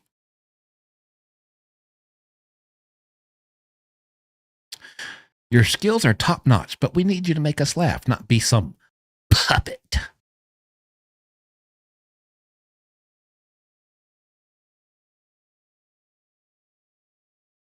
What's the holdup?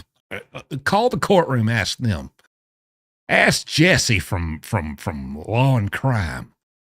Ask Jesse Seacrest. Sure, he knows what the holdup is. Probably got to re-bleach Lori's hair. It ain't us. Tell you that. Do we know how Kiosk Kristen's doing nowadays? I heard she's moving up the corporate ladder over there at Pizza Hut. She is the Prime Minister of Pepperoni, last I heard.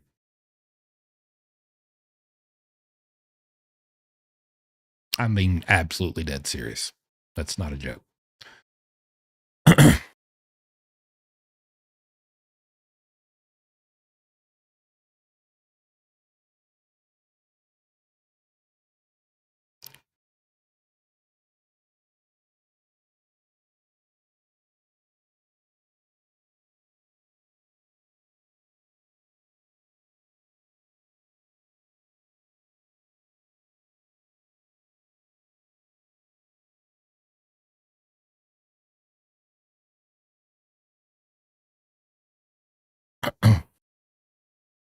Come on, guys. What do we got here? Nothing. What do we got? 1 minute. See, and I only started 30 minutes late, and we're already caught up and on par with the actual live stream. And everyone was, not everyone, but a lot of people were complaining, oh my God, JSP, you're late. Oh my goodness, they've already started. I can see Lori's hair right now. This is why, because now we're sitting here waiting. I knew it.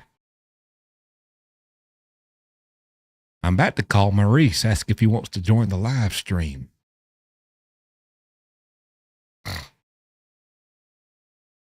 Because I decided to skip. You're supposed to skip. That's the point of starting late.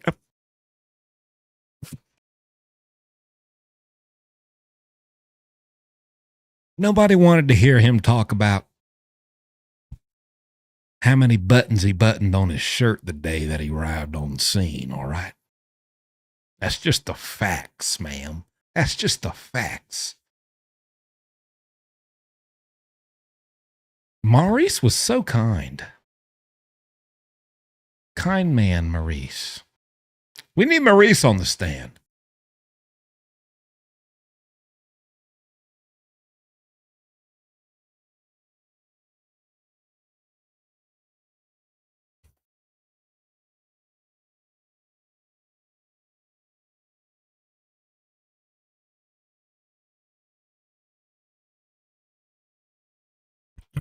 Oh, it's 4:30. Let's see what's going on here.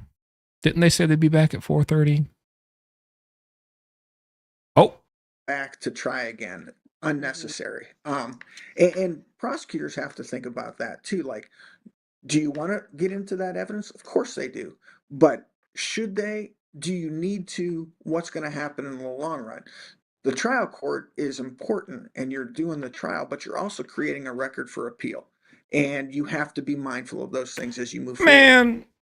Yeah, they're over here commentating on court footage. They're trying to trick people into thinking they started again.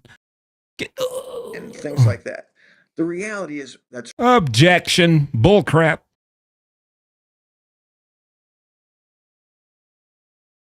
Objection. Objection, trickery. Clickbait.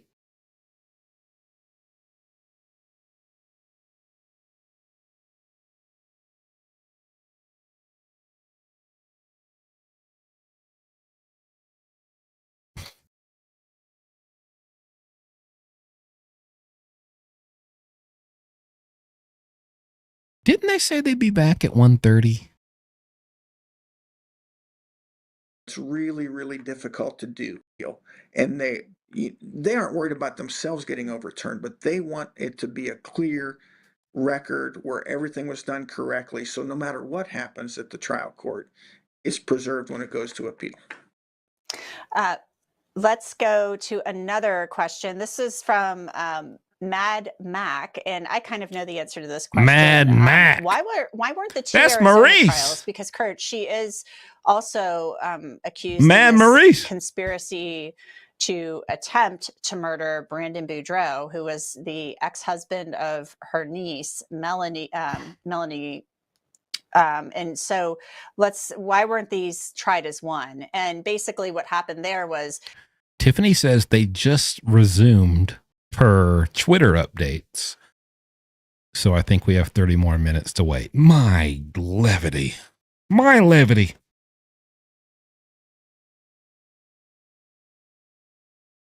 Objection. Too long.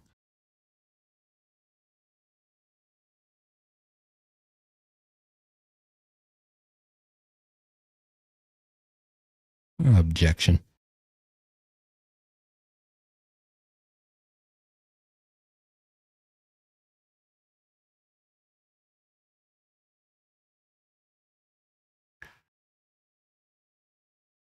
Ah, you're right. They're back in the courtroom at 1:30, so it would be 2 for us to see. You're right. You're right. I forgot about that. Good point. Good point. We got 30 minutes to kill people. What do we want to do? Can we go over exactly what tomorrow's KFC order will be? Well, right now, listen, I mean, I've been sent quite a few donations for KFC food. So, I mean, at the very least, we're getting a slice of cake. We might get us a bucket of chicken. I don't know. I mean, we'll let y'all decide.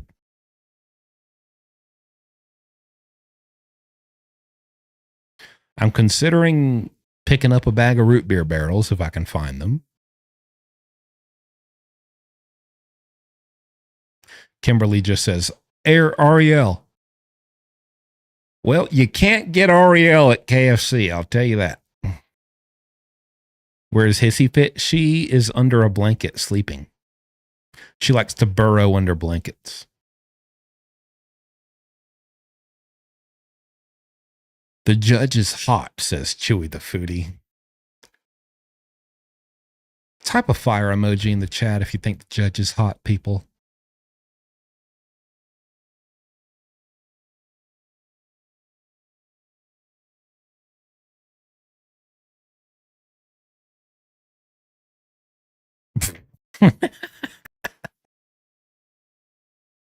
What are root beer barrels? Barrels of root beer, sir.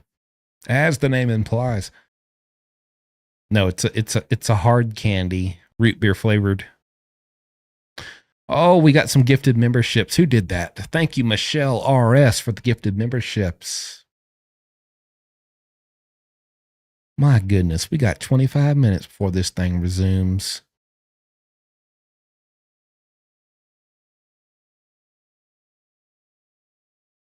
Dana says, I think you're hot, JSP.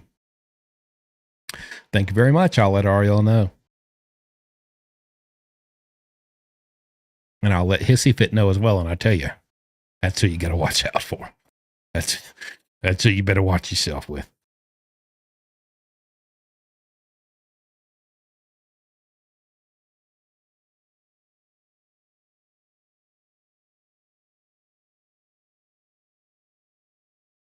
Step it up, JSP. They're all doing it and they get airtime. Hey, I'll have you know, I've been on News Nation 3 times missing a front tooth. Okay? I don't think there's anyone else on God's green earth who would get on national news missing a front tooth. I've paid my dues, okay? I can sit here in my stupid little chair and relax, okay? Oh, y'all didn't know that? You want me to show you the proof? Have y'all not seen that? Y'all didn't see me?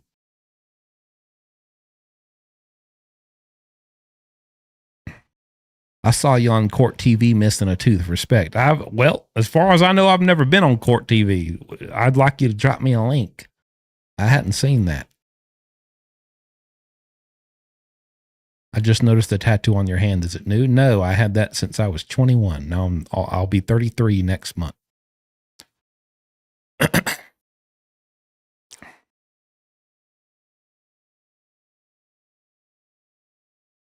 Let me show y'all something. I mean, if we're just killing time here for 30 minutes, let me show y'all something. All right, hang on.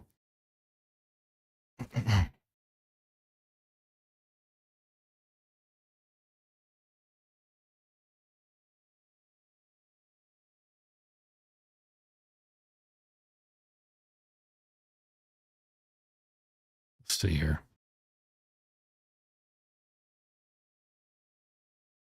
So here's the funny thing. Some of y'all don't even know. Some of y'all don't even understand. I'm live. I'm on TikTok. We got 800,000 followers over here, almost 30 million likes, baby. We've been making content for a while, way long before YouTube. We've been over here. Safira, thank you for the donation. What's that bracelet you're wearing? Tell us about that, Mr. Ballin' I want to know more. The bracelet I'm wearing, nothing too special. It's just a little bracelet. I thought it was nice. Thought it was pretty. I met Mr. Ballin. He did a live storytelling tour, and my buddy got me tickets for like Christmas or something because we enjoy his content. And he's kind of what inspired me to start doing storytelling. And so got to do a meet and greet with him. That was pretty cool. So yeah. And bought some merch to support him. So let me show y'all something. I can find the video, because I was so proud. I had to just post to TikTok about how I was on the national news. Where is it? I mean, come on. Who wouldn't, you're on the national news. I think that's pretty cool. No matter who you are.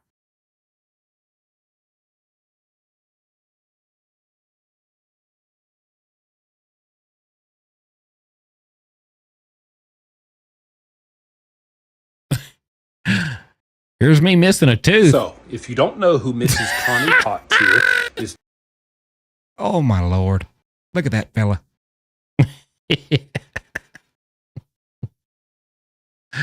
My goodness. Oh. Now, this was after, right? Here it is. Happy birthday, and wrote, wished I could pop out of a birthday cake for you. She likes to wish him good morning and even call him handsome. God, this is so sick. She's even sent him commissionary money. Commissionary money. What the hell are you talking about? These messages because there is not a whole hell of a lot of stuff to do. Just know that I think of you throughout the day. I wish I knew you before all this happened. That way you'd feel comfortable talking to me. Another woman, Rachel B, has written, hey, saw you were online, so I thought I... By the way, they got all these messages because of phone calls from prison. They have been doing this for a long, long time. I'd send another message. I also saw last week a part of one of the messages I sent you on a news website. How embarrassing. I figured that's why you aren't really responding. You're now 2 for 2, Rachel B. And Louise T promises you if you super weird. It does inside has helped him out. Murda, his name is Paul, but he's best known as Jumpsuit Pablo on social media, where his experience and tight relationship on the inside has helped him generate content and given us exclusives like this. All right, Jumpsuit Pablo. Look, a guy on the outside, I mean, it does seem very creepy. How common is this? It can be pretty common. I mean, when you're talking about an inmate in there, I mean, especially with Murdoch. Oh, God. I think the kinds of women that send these messages and are sending them to him, I think they feel since he's in there, they have a real chance with him, and these women talking to him. Oh, my goodness. You can hear the wind blowing through my missing tooth when I talk. I'm surprised I didn't whistle. My goodness. Probably follow all the coverage, all the specials of him. And, they feel like now that he's in such a isolated and hopeless situation. Oh, goodness, yeah. Wonder if I can show y'all how it all started, Oh, look at this. Look at my boy.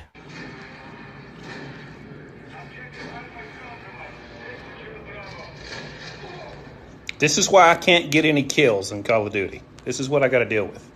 That boy loves me. That's my boy. That's my oldest boy. This is why I can't get any kills in Call of Duty. This is what I got to deal with. That's my boy. I love that boy.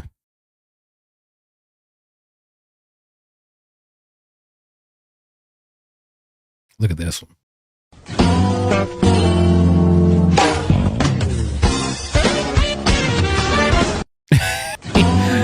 So, fun fact, that was actually Ariel's arm handing me the drink. And that was her old apartment when we first started hanging out. Before we even started dating, we filmed this.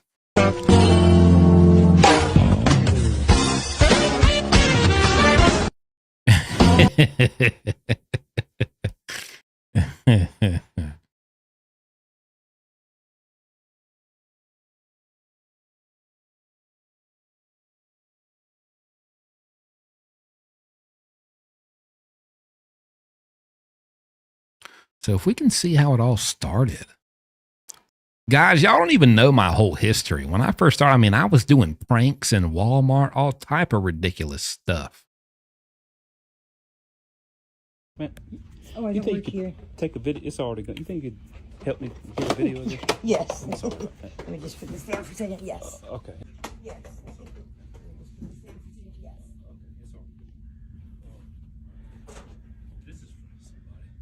Every time you swipe right on Tinder, you're taking women away from me. So stop it, or you can come to Target and fight me.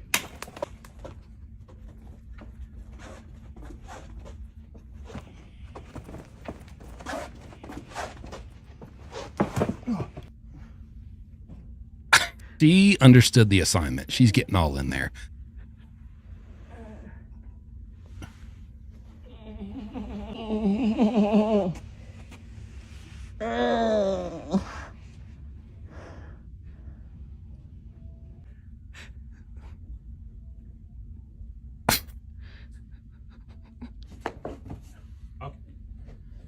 Listen, fun fact, this lady, I swear, she was on drugs.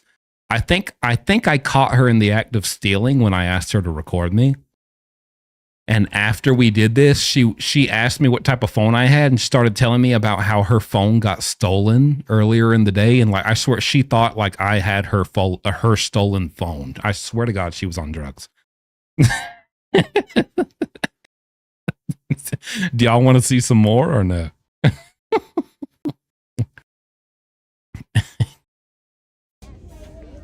Hey, man, could you record me real quick just so I can get my whole body in? It's already going. I just need to record it. See, if I had this on, but what I'm doing, they said I couldn't wear black, but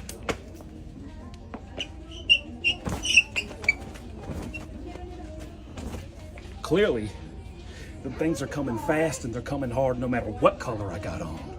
So if you still want to fight, Andre, I'm at TJ Maxx. Thank you. Appreciate it.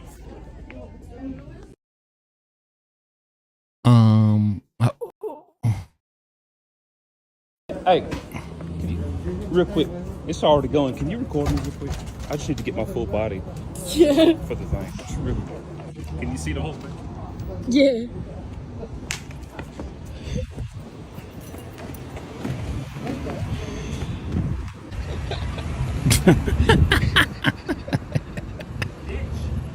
Things are coming fast and they're coming hard. So if you still want to fight, I'm at Ross, pussy.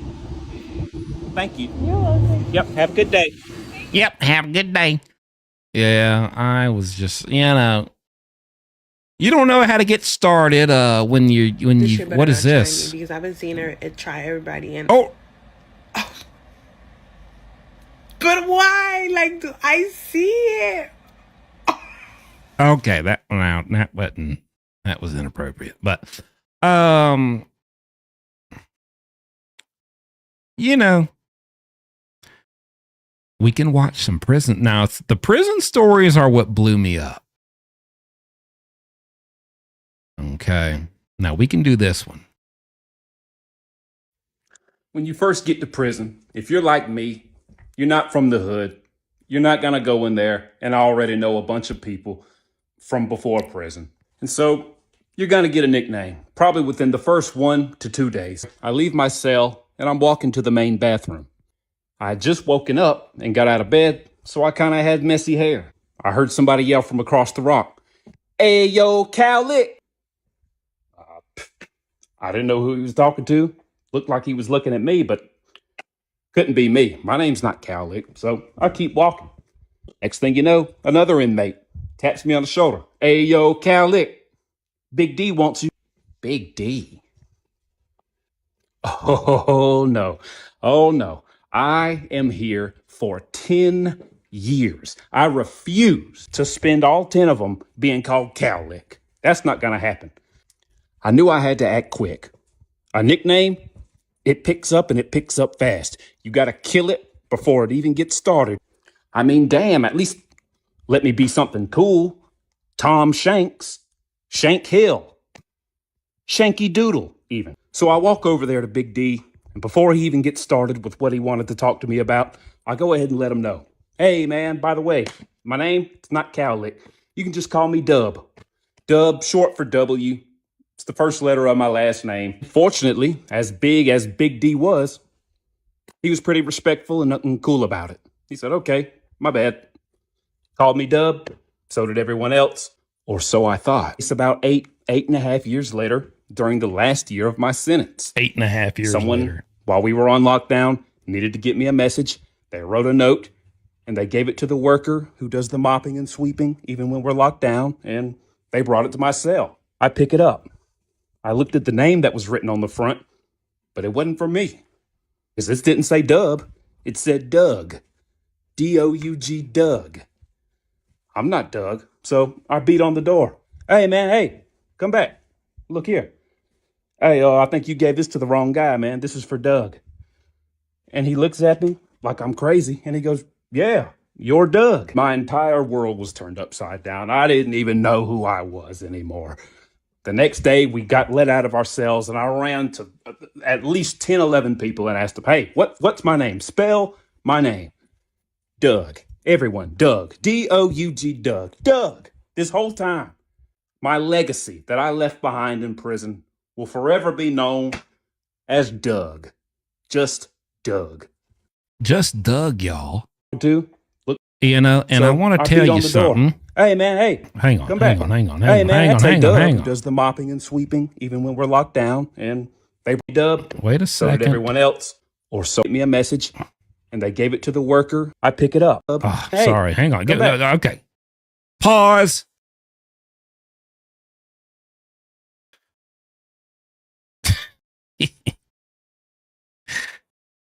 and I got another good story for y'all.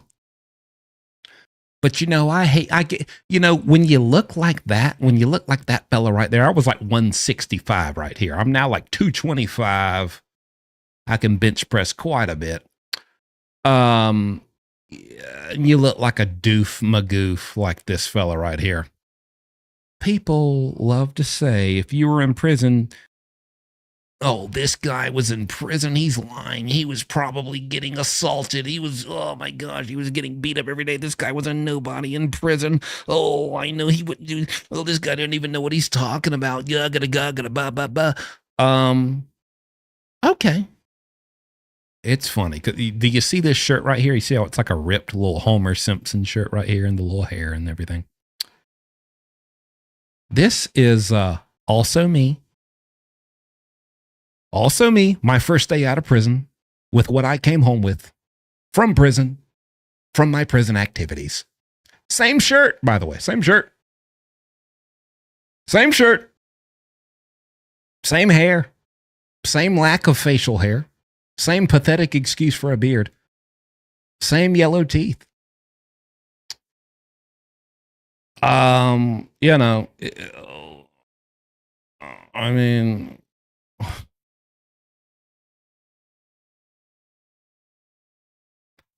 mean, you do what you do back there. But I was never Wade Wilson. I was never a please put money on my kiosk fellow. I was never that. And think you do with that what you will. Now, has my beard come a little bit of ways? Yes. Can you call it a standard beard? No. We're still missing quite a few patches, but we have made progress.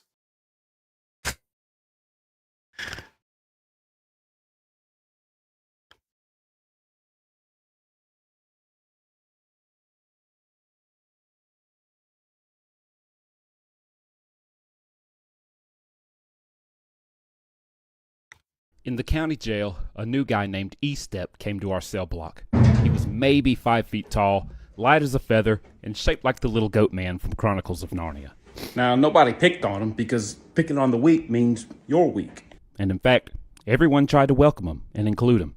But anytime we did, it's like this guy had a doctor's note for everything.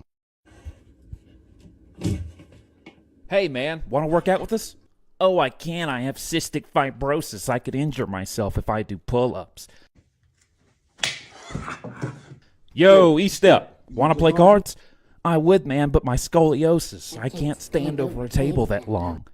Hey, little man, grab a spoon and help me make this cake. We can split it. Oh, man, I'm lactose intolerant. I'll crap all over myself. Basically, any condition you hear about on those class action lawsuit commercials, this guy had it. Allegedly. On top of that, E-Step just turned out to be one of those guys who couldn't get along. Trust me, people don't mind hurting your feelings in there. But for a little guy with apparent medical issues, they really will bear with you. So the fact that he somehow pissed a new person off every day speaks volumes. One day, his cellmate came across some paperwork of E-Step's and showed us the little fella had some sickening charges. Yeah, those kind. The whole block was all too glad for a legit reason to have at this guy. But remember, county jail, people are still working on posting bail and fighting their case. Hard to do when you're in solitary confinement for assault. So don't expect justice to get dished out as extremely as it would once you're in actual prison. We cornered him. Out of pure instinct of wanting to harm him, but not wanting to catch a whole new case, a big guy armed himself with his flip-flop. The crowd followed his lead. It was on. We spanked that little bastard all over the cell block. He was slipping and sliding, trying to get away. All the while, various medical supplies were falling out of his pockets. My spina Pills, bifida. Band-Aids, nasal My spray. spina bifida. He was like a pediatric piñata. Finally, the guard heard the commotion. Hey, stop hitting him, stop. Hit him one more time, Dub. He pulled E-Step out, asked a few questions, and decided he should be placed in protective custody. I can still hear his little voice as the guard cuffed him. Ow, man. Not so tight. My arthritis. In the Well, there you have it, people. There's just a little. Those are the early days of Jumpsuit. That's how I got my start. Long before YouTube. Some people, and I only do that because some people wonder, how did it all begin for Jumpsuit? A lot of people who are new think I literally just like blew up out of nowhere covering Wade Wilson. I'm like, buddy, I've been doing this for years and years. But yeah. My spina bifida, I tell you. Do you make money on TikTok? I haven't really. I've posted like 4 times on TikTok since last August. I'm tired of TikTok. I don't really care about it. YouTube is a much better career path. So I'll just screw around every now and then and post something. But yeah. Oh, no Trap House Jumpsuit Pub. Not anymore. I mean, back then when I was filming that was definitely in the hood. That was a trap house. But now I live in a decent neighborhood. It's even got an HOA. Pieces of crap.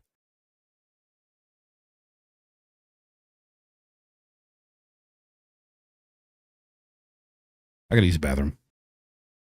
I've been drinking a lot of fluids. Leave me alone. My spina bifida.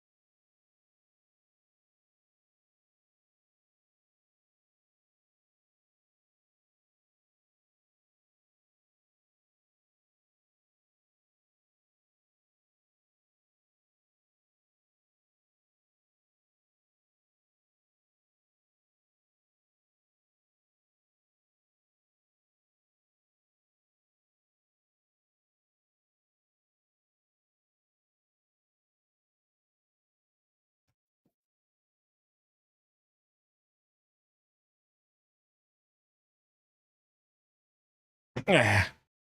Ah.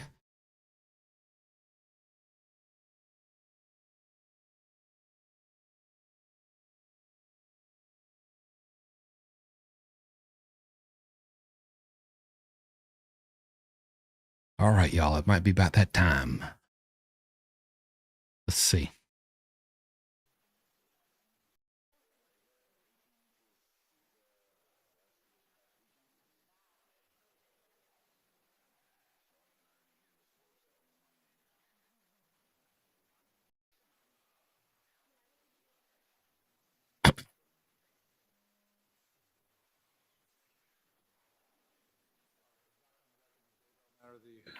State's prosecutors Here we go. present, the defendant's present.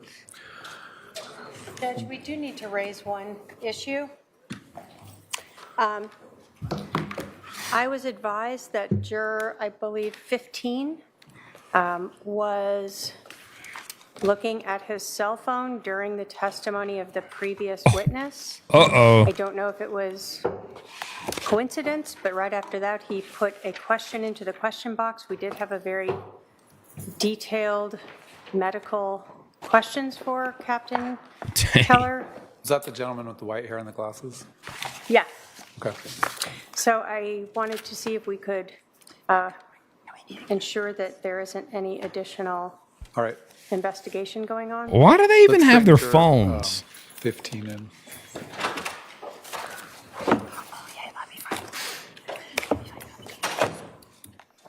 That's crazy. A juror was on his phone during a testimony from the witness. Who's the juror? Freaking Barry Sheck. JD Delay in the chat. He said, dude was on the hub. I tell you what, he was on JSP's stream watching some skits.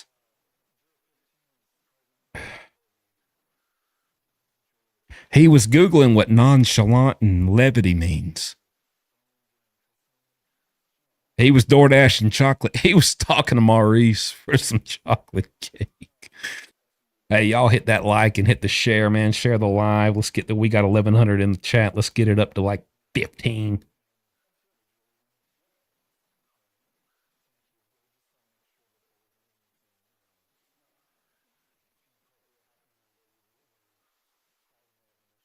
How did you and Ari meet? Ma'am, with all due respect, please don't call her Ari.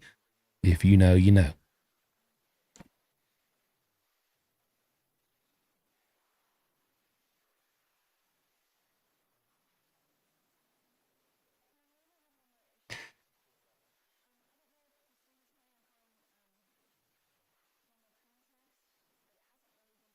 He was getting a text from Nephi. Testifying as an expert or non-expert? Are you calling him next? Yes, Your Honor. Okay. I last week on Monday asked you if you were objecting to him as an expert as much as late disclosure, and your at that time was that it was late disclosure, that the case had been pending for 4 or 5 years, and that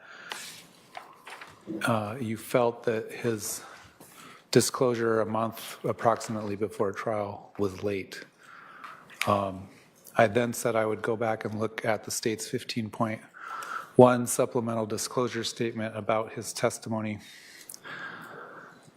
And it appears from the avowal made in that statement that he has relevant information that could assist the jury in making a determination. Do you want to be heard on that? Yes. Go ahead. I feel like it was the state just putting him on as an expert so that he can give his opinion. I wasn't objecting to him as a detective and someone who's been there on the case, or as the scene agent, but he went from scene agent to expert so that he can give his opinion, and I don't think it is relevant that he can give his opinion at this time. We weren't allowed to have enough time to get someone to rebut his professional opinion. Based on his training and experience, he was going to make an opinion about one of the gunshots being fired, possibly from the victim laying in a prone position. as a firearms expert, and we haven't had a CV on how he's a firearms expert. There was information on his training and experience contained within that 15.1 statement. I think additionally, questions about whether or not the extent of his training, the extent of his experience would probably go more toward the weight that the jury should give it rather than the credibility.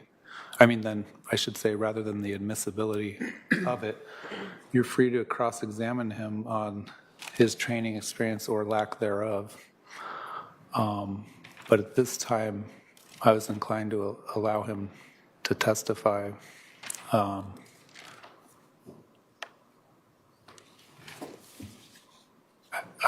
hesitant to use the term as a full expert, but he has training and experience that could assist the jury in making a determination one way or the other based on that. So, And he can't do that just as the scene expert or as the detective that was there? well, I think he could, based on his training and experience, do that. I'm hesitant to call him an expert per se in the sense of a scientific type expert with scientific type testing, which requires more foundational evidence on someone's expertise. This type of testimony, I think, is testimony that a lot of people that have experience with guns could have an opinion on. Again, you can cross-examine him on his knowledge, his training, his experience, etc. But will it be given to the jury that he's an expert in firearms? Yes or no? I don't know. I guess I'll have to see how the testimony Get him, Lori. foundation is laid for that by the state. All right. Anything the state want to supplement your argument or your 15.1 motion? Your Honor, no. The defense was able to interview Dan Coons on March 21st of 2025. So after that was noticed, so they were given the opportunity to question him regarding any of his expertise or not. And really, the state filed that in an abundance of caution. I think that a normal scene agent with sufficient information and knowledge and training might be able to discuss trajectory, but we wanted to make it clear that he did have that sufficient background, training, and expertise to do that. Are you planning on eliciting testimony that an opinion as to which shot was first as opposed to which shot was second? Only in that the Ma'am? attend the autopsy, so he does also understand both that information, the shored wound, which goes into play in his determination of the trajectory, as well as that the other shot went through the victim's heart. Can y'all quit whispering? So say it with your chest. Say it with your hair dye. I think he can say that Uh-oh. what he believes the trajectory for each shot is. I guess if someone wants to argue that he was shot in the heart first, or laying on the ground first and then got up. The Viper's trying and to speak. was shot a second time through the heart. That I don't think that he has that expertise to say that perhaps someone couldn't do that. Well, I think the point I'm getting at is no one observed it that is going to testify to the shooting as far as I know so far. And that I don't even think your medical expert could definitively say this was shot 1 and this was shot 2. So that's fair cross-examination. But other than that, I'm going to allow his testimony. If you have a foundational objection or any other sort of hearsay objection or evidentiary objection, you can make it depending on what the question is. Okay. I don't really understand how the trajectory is relevant to conspiracy, so I would like to make that objection. We're stipulating that there was 2 shots. Okay. Your Honor, just for the record, it's because the defense has noticed self-defense. Right. All right, let's bring the jury in.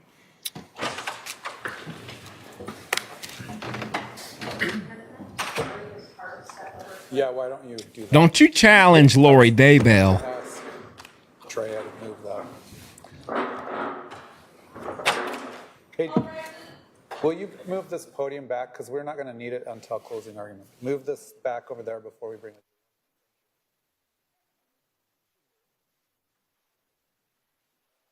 All right, what's going on? Oh, they're bringing the jury in. They can't show them.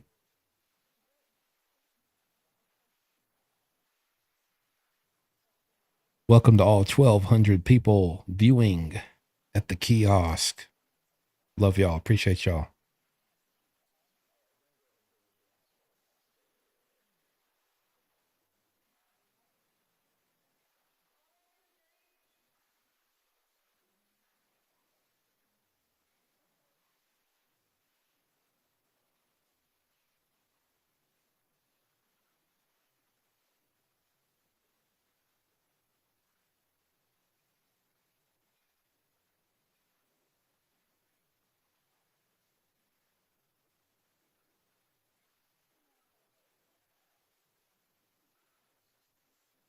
Ah, yes. It seems the judge is now become a zombie, overtaken by Ned. Must be cleansed of the courtroom.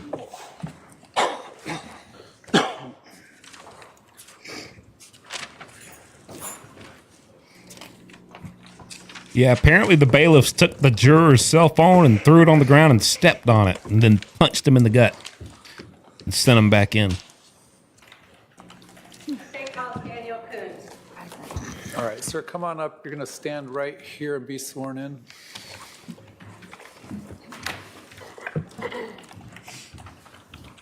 You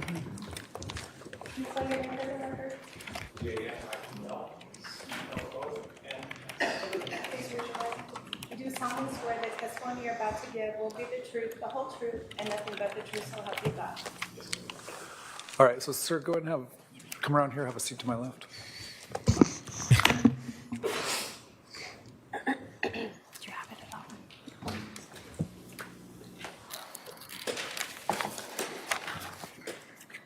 Sir, would you please introduce yourself to the jury? My name is Daniel Coons. And where do you work now? Well, I am part-time temporary employed with the City of Chandler Police Department as a civilian criminal investigator for cold cases. Where did you work before that? Before that, I worked as Quiznos. I finished working as a detective with the Chandler Police Department. Specifically, the last assignment was the robbery homicide unit. How long did you work for the Chandler Police Department? Just over 30 years. Can you walk us through your different assignments at Chandler Police Department? Sure. After my basic training at the academy, I was assigned to patrol. I did that for a little bit.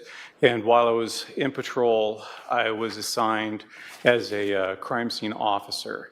Now that's still a patrol officer, but it's additional duties such as collecting evidence, processing crime scenes, taking photographs, things along those lines. After I did that, I went to crime prevention for a couple years. I did that and came back to patrol, found a calling to go into detectives. I became a family crimes detective for 5 years, and from there I became a homicide detective. During that time, I was also assigned part-time. We don't have a full-time SWAT team, so I was on that for just about 20 years. Can you talk to us a little bit about your training to become a SWAT officer and what a SWAT officer does? So there are many jobs within SWAT. There's regular officers that typically will do entry. There's some that specialize in breaching, some specialize in grenadiers, and then we also have the snipers. So I was cross-trained to do the regular basic entry officer stuff, as well as I became a sniper, and eventually I became a sniper. I just wrote a message into the chat. I said, does this trial go till 4? Does anybody know? And somebody wrote, hey, JSP, No idea from Australia. Well, thank you, Australia. I tell you what, I don't know what I'd do without you. Instructor. I appreciate you. So what kind of training did you have to go through to become a sniper and sniper instructor? So the sniper training was a basic 40-hour course. I attended that with the FBI. And as time progressed, I would attend advanced sniper trainings so that I could enhance my skill set. And eventually, after having been on as a sniper for a while, I attended a 40-hour sniper instructor course. Who is that with? That was with the American Sniper Association. As a trainer for snipers, what did that entail? It entailed having to have a good working knowledge of the actual job. I am so sorry. I am so sorry. What the heck does his training of snipers have to do with this case? The ballistics that the rifles need to perform, knowing how to train new snipers, knowing how to keep snipers that have achieved certification to keep their skill sets up, and to keep meeting the mandates of what would be expected of a police sniper. Did you ever become a shooting reconstruction expert? I did. Can you tell us, what does that mean? It means that I attended a course, it was a 40-hour course, where it was completely hands-on. There was classroom, a lot of hands-on with you not only see the results of different impacts and things like that, but you watch it happen, and then in some cases you actually get to make it happen. And then after that, you, as a class, you work together, putting things back together. And at the end of the 40 weeks, there is a test that you have to pass to get certification. You said 40 weeks? Or, sorry, 40 hours, sorry. So what does, I guess, shooting reconstruction mean, if you had to explain that to us? It means being able to take information from a scene and being able to put it together to reconstruct as best as possible or humanly possible what happened. For instance, you have bullet strikes. In some cases, you can actually get a good angle or ballistics information so that you can backtrack it and get an approximate area where the shooter had to have been. In many cases, you can help articulate whether information given to you was factual or if the information given to you was not. And this is very handy when there are no witnesses and you only have basically the person saying what happened. Is there any type of certification process to be a shooting reconstruction expert? Yes, at the end of that course, I had to successfully complete a test in order to get certification. And when did that occur? That was in, I believe, early 2017. Who is that through? Who puts that on? It was with Michael Haig, his company. Who is Michael Haig? He is part of a duo, father-son duo, that have become quite renowned for their ability to do ballistics and then teach it and train other people with it. Okay. And have you utilized those skills that you learned in that shooting reconstruction course as a detective since then? Yes, many times. I assume you passed the certification test? I did. Okay. So on July 11th of 2019, were you working as a detective at that time for the homicide unit at the Chandler Police Department? Yes, I was. During the weekdays, what were your, I guess, work hours normally? My normal work hours were Monday through Thursday, about 7 to 5. When you are working as a detective, we've heard a patrol is out driving around. What are you guys doing? Well, we carry a caseload. So many times we are working on the cases that we've taken previous days or weeks ahead of time. We're trying to come to a conclusion for those particular cases. But many times we also will have our radios on, just kind of listening to what's going on. So are you at your office is at the main police station? Correct. Okay. On July 11th of 2019, did you hear some police radio traffic of a shooting at 5531 South Fork Peaks Place? Yes, I did. Did you respond to the scene? After collecting some equipment and putting it in my vehicle, yes. Is that normal then for detectives with homicide to go out to the scenes? For the unit at the time, yes, it was. Can you describe for us what the scene looked like when you arrived? There were police vehicles around. There were officers that had established a perimeter. Some crime scene tape was already put in place. And they basically had frozen the scene. Do you recall about how far away this scene was from the station where you were located? 15, 20-minute drive. When you arrived there, were other detectives arriving? How does that work? There were several of us that had self-deployed, and we were in various stages of being on our way there. So other detectives did arrive.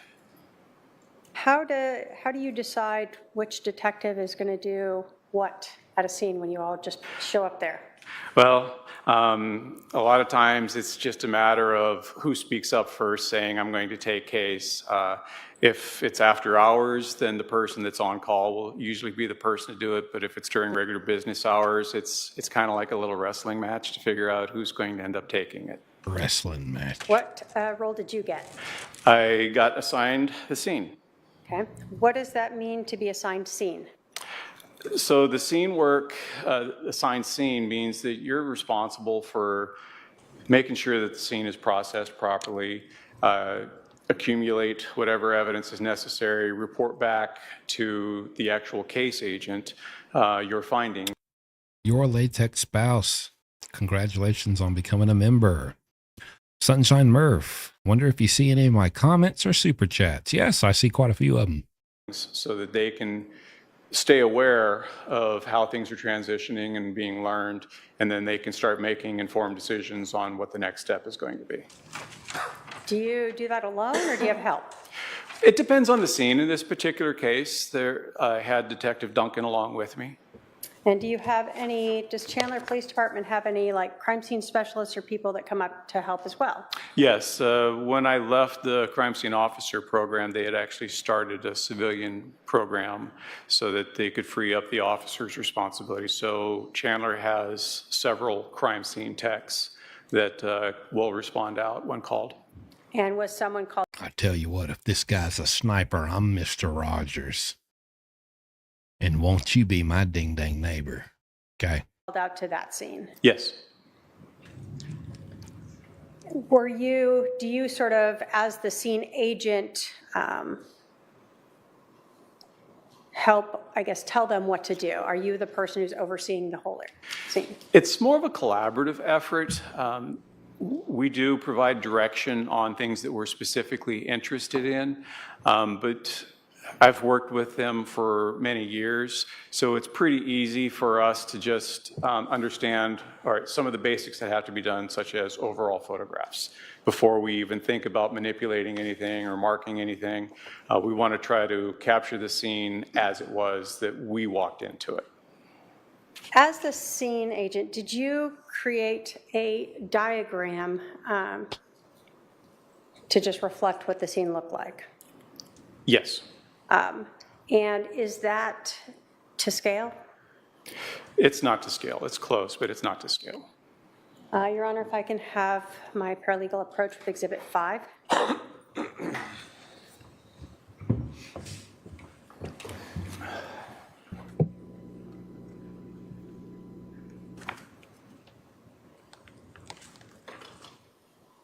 And I think there's a second page in there. It is behind, but it's not exposed to the back. Yes. And is that the sketch and then the second page measurements of that diagram that you made? Yes. Your Honor, the state will move to admit Exhibit 5. Any objection? If it's not to scale, I don't know how it will be helpful, but no objection. All right, Exhibit 5 is admitted. And if I may publish. Go ahead. There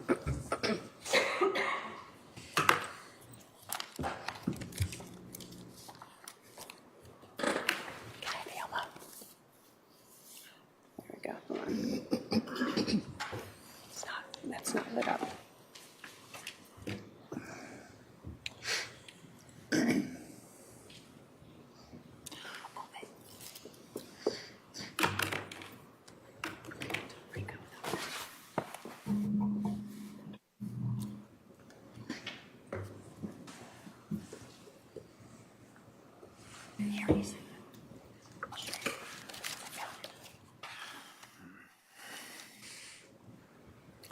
Well, we might use the one behind you. Right. All right, can I have the detective, oh, never mind. There you go. Okay, so this is Exhibit 5, the first page. Is this sort of an overview of the entire residence as well as the items of evidence that you collected? That is correct. So we understand where we see these little yellow placards. What do those indicate on your diagram? On this diagram, they indicate the items of evidence for that particular room. Okay. And do they each have a number associated with them? Yes. And is the second page of your diagram a reflection of what each of those numbers refers to? Yes, it is. We see in this A, B, and distances. What is that? So the reference points, for this particular purpose, we did a triangulation method. So we take measurements from 2 known points in that room, and then we measure out to the item of interest. And then that was how we get a point A and a point B measurement. All right, so at the first page here, that's the actual diagram. What is the reference points that you are using to make these distance measurements? So the reference points are not depicted on this diagram, but in this particular room, if you look at the wall where items number 2 and 12 are, the upper or the left upper corner is B, and if you go straight down towards the kitchen area, that along that wall, that corner is A. Okay, so when we see a reference measurement from A of 21 feet to the bat, Triangulation. What did I 21 miss? feet this way should be where the bat was? No, you're talking 21 feet from that corner, straight line to the bat. Okay. So whatever the closest measurement or closest way to get there would be? Correct. So for the bat, it would be something like that? Correct. Okay. And then when we see reference point B for the bat, then you're talking from this point to the bat? Correct. Okay, just so we understand that.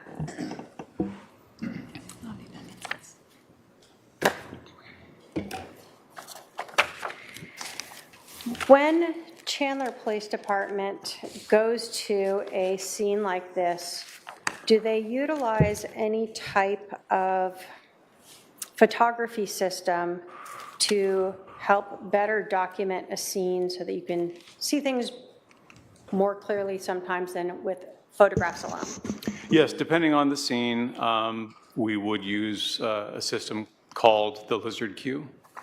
What is Lizard Queue? The lizard queue.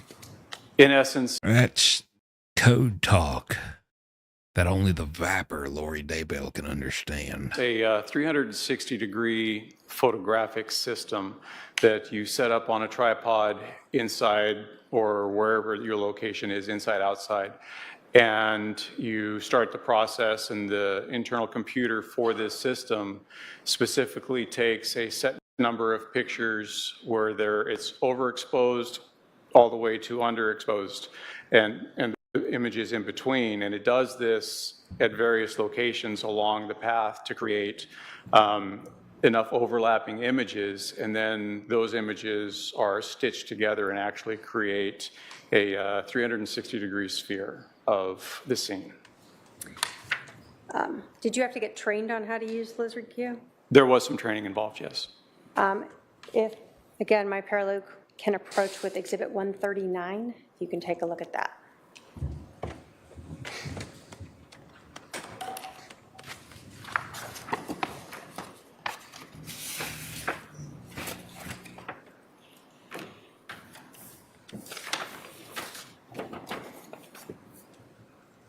Do you recognize a thumb drive that is in Exhibit 139? Yes. What is on that thumb drive? On this thumb drive will be the LizardQ spheres. Okay. And is there a reader on there so that you can actually view it? Correct. There's a piece of paper in there as well. What is that? The piece of paper is a set of instructions on how to use the LizardQ viewer so that you can view the spheres. Okay. And did you initial the thumb drive to indicate that you had viewed it and you recognize that as the LizardQ that you created on July 11th of 2019? I have. Or did you actually create that? I created the thumb drive. And that's your thumb drive that you put it onto? Yes. All right. State will move to admit Exhibit 139. Any objection? No objection, Your Honor. 139 submitted. Judge, at this point, might I ask the witness to come down here to utilize the LizardQ? I can sit at the table, but it needs to be put into a computer to do that, and I don't think we can hook it up there.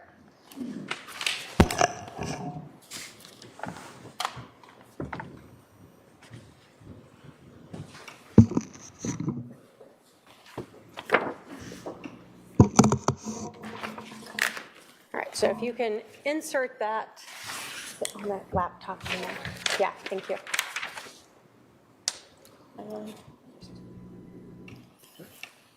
I'm sure I might have to log in.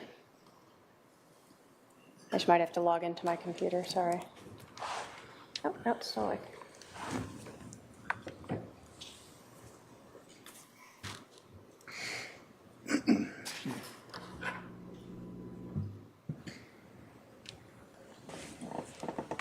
I'll let you from there. All right. Can you talk us through, so you've opened the thumb drive to where that's at. How do you get to viewing this program? So first, you'll have to double click on Hold on, one sec, I'm sorry, we're waiting for it to. Yes, the USB is in that laptop up there on the podium. There. Yeah. So first you need to double click on the LizardQ viewer.exe so it can open it up.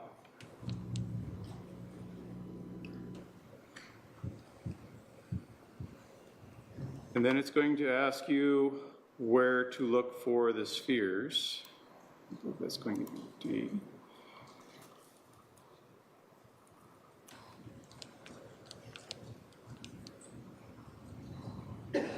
And then you just double click on the sphere you choose to open up, and it will open it up for you. Can you make that larger so we can? Waiting for it to respond. Got it.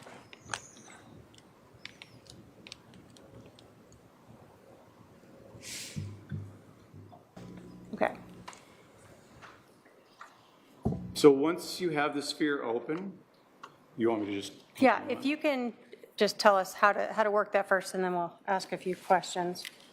So once you have the sphere open, if you depress the left mouse button, you can actually move the images around.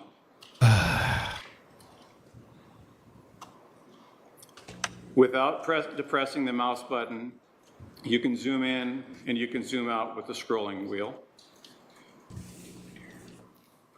If you depress the right mouse button and use the scrolling wheel, this will darken or lighten your sphere. It will give you the ability to look outside as opposed to just the photographs washing it out normally. I So feel you can see Nephi inside. coming over me.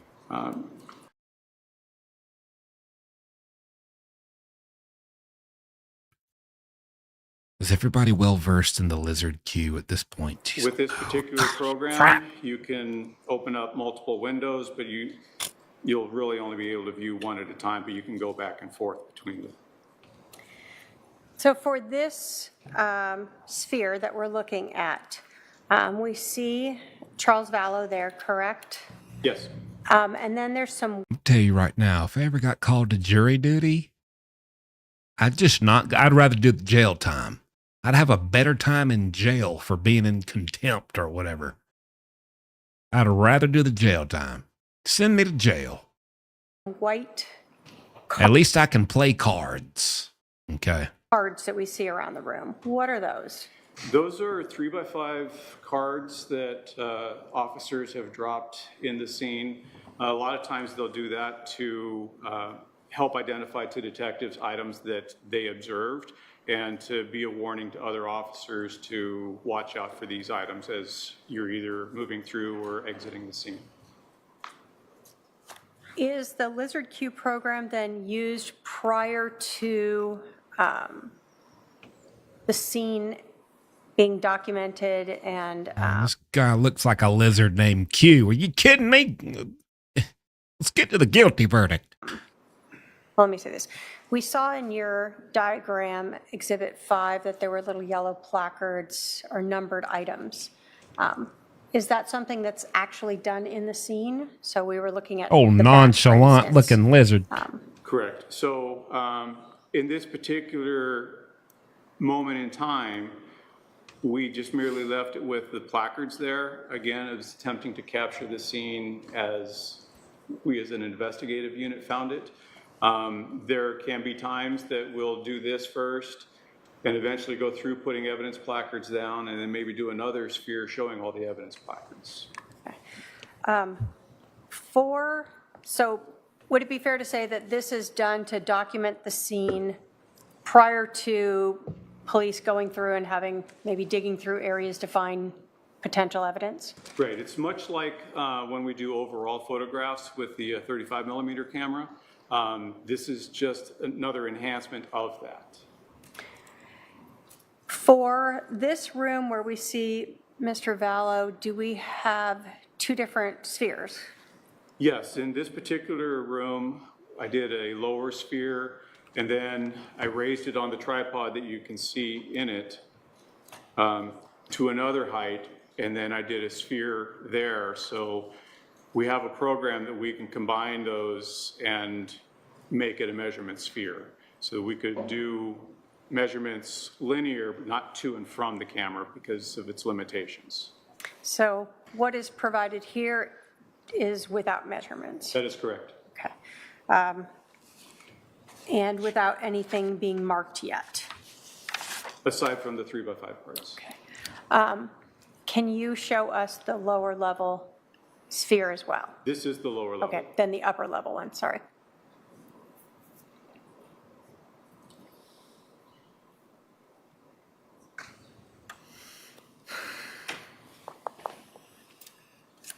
Tell you something, Mr. Coons. Draining the ding-dang Long John Slim Jim life out of me, boy. I'm physically exhausted.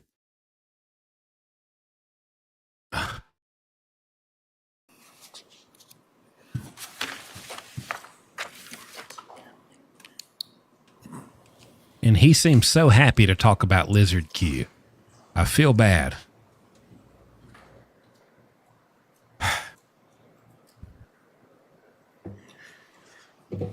I don't blame the juror for getting on his phone, playing a little bit As you of can Candy see, your Crush. Point of view has changed a little bit, but the room has remained the same. Okay.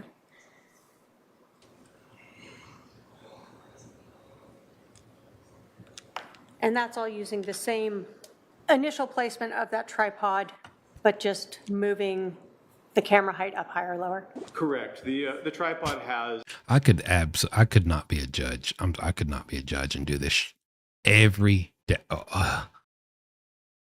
I don't know if I can. The ability to elevate to the platform that the camera's actually on. All right, thank you. Your Honor, could I have the witness go back? I'd rather get on here and laugh at body cams and read ridiculous Reddit posts with y'all and react to ridiculous videos. Back to the. Yes. Thank you. Then hear this guy talk about lizard Q.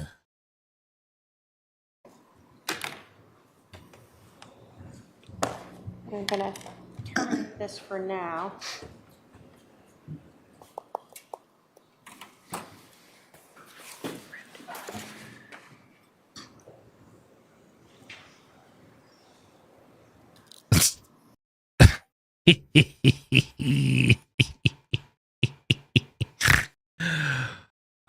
Brother, I feel you.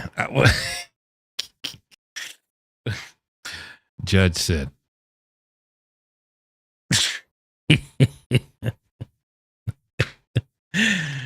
Oh my lizard goodness. Mm-hmm. So, although that documents what the scene looked like that we saw prior to the marking of evidence, as a scene agent, do you still utilize photographs? 100%, yes. Why? It's just an added fail-safe. The lizard queue can, if you do the lizard queue, then you're restricted to just the view from where that camera is at. When we do overall photography, we actually move around and get it from different perspectives. This is just another tool in the ability to show what the scene looked like. Oh my gosh. Did you also photograph? Oh my gosh. He told the forbidden secret of lizard Q. Who the hell just whispered that? Oh my gosh, shikis. Oh, shikis, my shikis, gosh, shikis. Oh my gosh. Oh my gosh. He just revealed classified lizard Q information. That's only for lizard Qs. That's only for reptiles to know. Ma'am, please. I'm ready to hear somebody pass gas on the hot mic and be like, oh, sorry about that. I had a slice of chocolate cake from KFC this morning. My tummy's acting up. Rooms where the lizard queue was not used. Yes. When you photograph a scene, what is the process for that? I'm not sure I understand. Sure. When you enter a scene as a scene agent and you are looking at one like this, do you just go into the room where this person is and just photograph that area and that's it? No, we would photograph the entire place to document it. The lizard queue, because of the volume that it takes and not necessarily information that would require the setup of a seer, then we will just stick with the crime scene photos for those particular rooms. Okay. So I can have my paralegal approach with exhibits 6 through 138.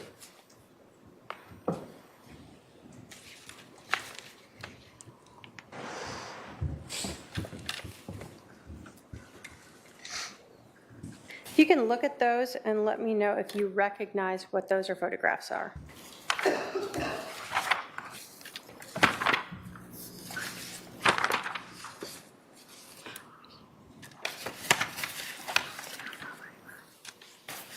Who's whispering? Objection. Speak up.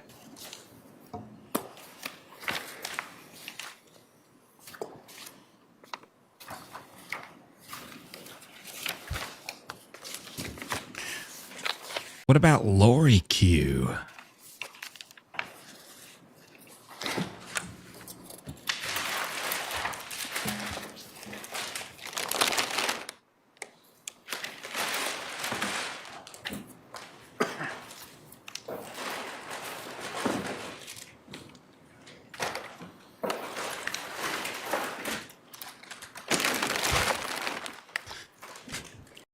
Tina G says she stopped at KFC and got a pot pie and a coleslaw. Was Maurice there?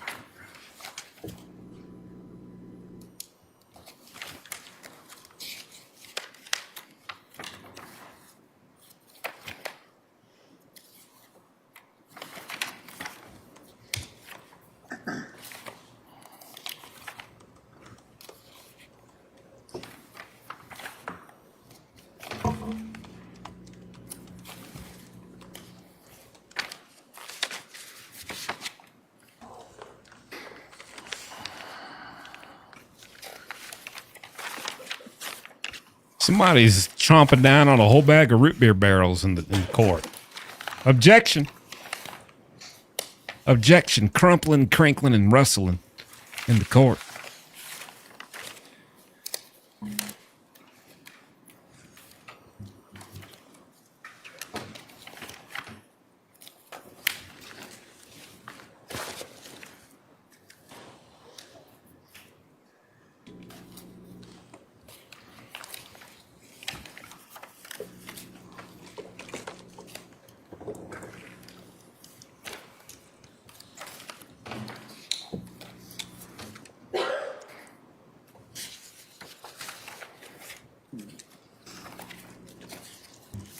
Somebody's eating chocolate cake.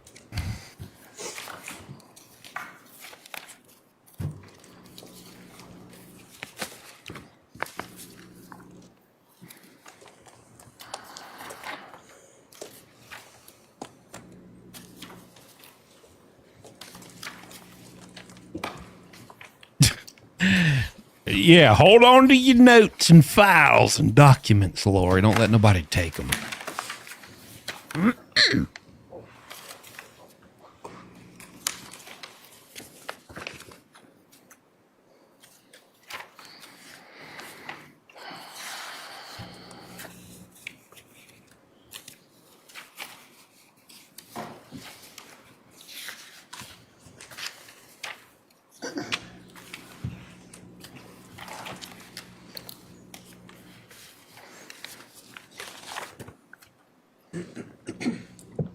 Somebody said you can hear someone breathing into a mic. Brother, that's me. Okay. Do you recognize all those photos? Yes, I do. Do they accurately depict 5531 South Four Peaks Place, both before and during and after processing it? Yes, through various stages of the investigation. Your Honor, if I can have those shown to the defendant. Yeah.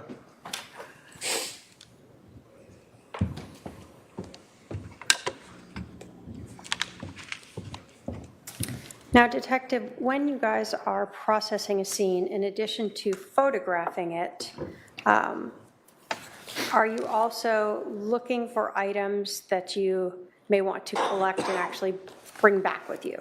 That's correct. Can you talk to us about what procedures you use to collect and impound physical items of evidence that you're going to take with you? Sure, it depends on the type of physical evidence, what the circumstances of the offense are. So the type of collection method can vary, but inevitably we'll identify it first, then we'll document it with photographs, and then we will come up with the plan that we're going to recover the evidence. And typically on scenes, I like to work in a particular direction collecting evidence. Others have their own method, but that's the method I typically use. And then I work along with the crime scene tech, and we'll go through exactly what we talked about. We'll have the overall pictures taken. We identify things that we believe are going to be relevant, and then we'll, for identification purposes, we'll usually affix some form of evidence tag, a marker, things along those lines. Not all items are actually taken. Some are actually just documented because it's impractical to remove certain things, such as a slab of concrete or something like that. So depending on the situation. So after it's documented, first with photograph, placard, photographed again, and then we will collect it. If DNA is an issue, the crime scene tech will be the one that'll take care of the method for doing it, and they will take the protective measures, whether they do gloves, swapping gloves out, or they do face masks, depending upon the nature of the evidence. If it's super DNA critical, then we will pull all the precautions out. In this particular case, it was not DNA critical. Do you still wear like gloves or anything like that when you are collecting these items of evidence? Absolutely. And are you using them and changing them to ensure, for instance, you don't transfer blood from one item onto another? Right, and typically that's what our crime scene techs will do. We will direct the method that or the order we're going to collect, and then we'll go through that. And they'll be the ones that'll photograph. They'll change the gloves, place it in the envelope. Typically it's a paper envelope. And then we'll move on to the next item and repeat the method.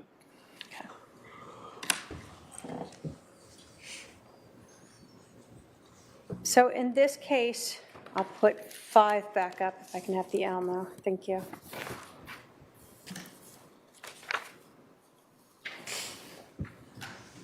What was your process for how you wanted to go through this home in reviewing, collecting the evidence? So for this particular method, I chose to work from the north towards the south, collecting as we went. Item 1 being the hat, which is at the north end of the room. And then it was kind of a toss-up between 2 and 3, so I just decided to go ahead and go for 2, and then we would work our way down from there. Okay. And so we see in this diagram, north is up this direction. It's to the left of the image, yes. Okay. And so in the photographs that you're taking of these individual items, do you see those placards or something that shows a 1? Yes. Okay.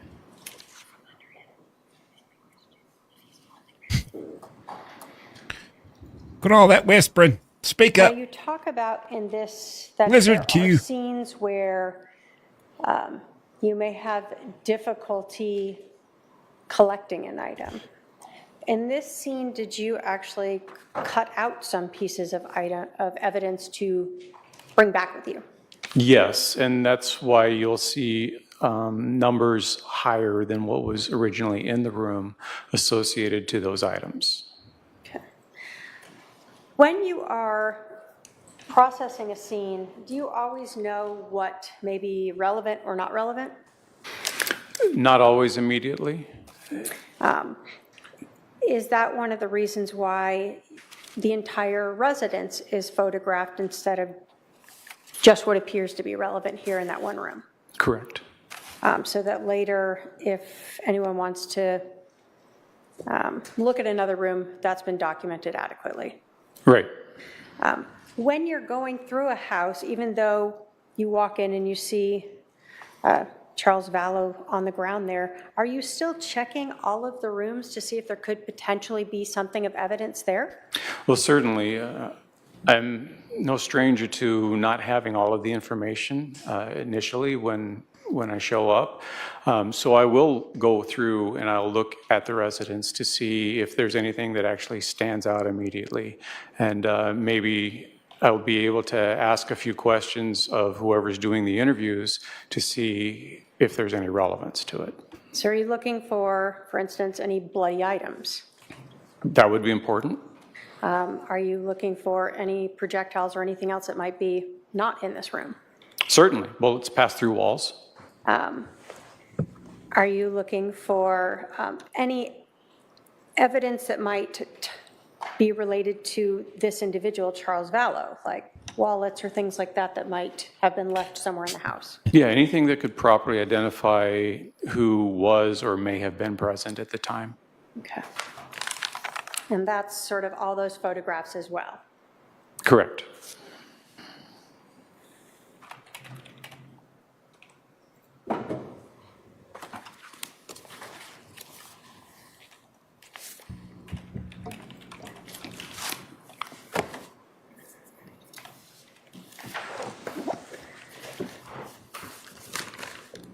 When you photograph a scene, do you start at the outside of the home? Yes, we will typically start at the outside and work our way in and carefully avoid the items of evidence that have been readily made identifiable. So Exhibit 6 here, what are we seeing here? So this would be the front of the residence. It faces west. And we're looking at the main entrance that's just off to the right of the closed single garage door, and that door is open. Your Honor, we're going to have to object. We haven't agreed to admit any of these pictures that are being posted. I'm sorry, I did show them. The state will move to admit exhibits, 6 through 38, or 138. Any objection? Exhibit 6 through 138.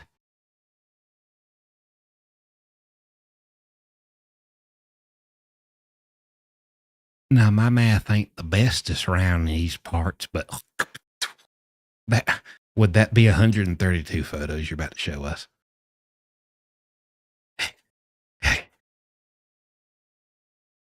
Nephi, have mercy.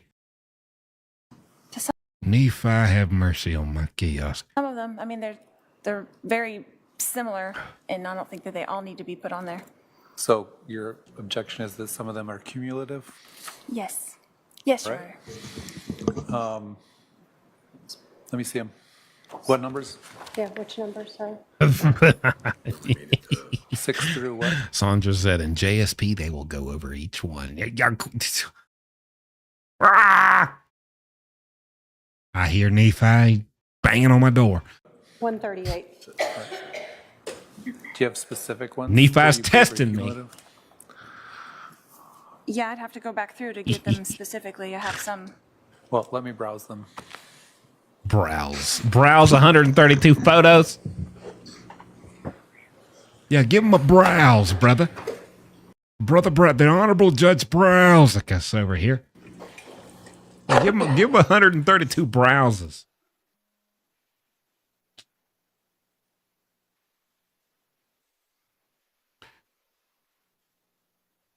Thank you, prolific procrastinator. Thanks, JSP, best hilarious Chaticus, and you making me laugh. Take your ADHD meds. Boy, I wish I had some.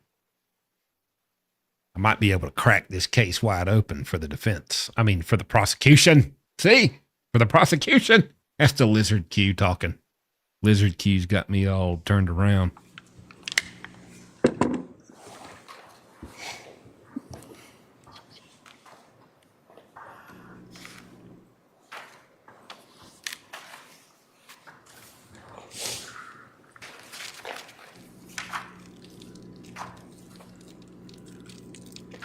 All right, somebody's little... No. Oh, no. Items, there's no two pictures. Somebody was literally just unwrapping a root beer barrel. I swear, you can't tell me somebody wasn't just unwrapping a root beer barrel. Pictures look the same. They show different angles, different distances, different perspectives, and in some cases, the item as it was found as opposed to someone picking it up and showing it from a different angle. So they're somewhat cumulative, but the court will admit those exhibits. They may help assist the jury in visualizing the scene and determining where things were at the scene.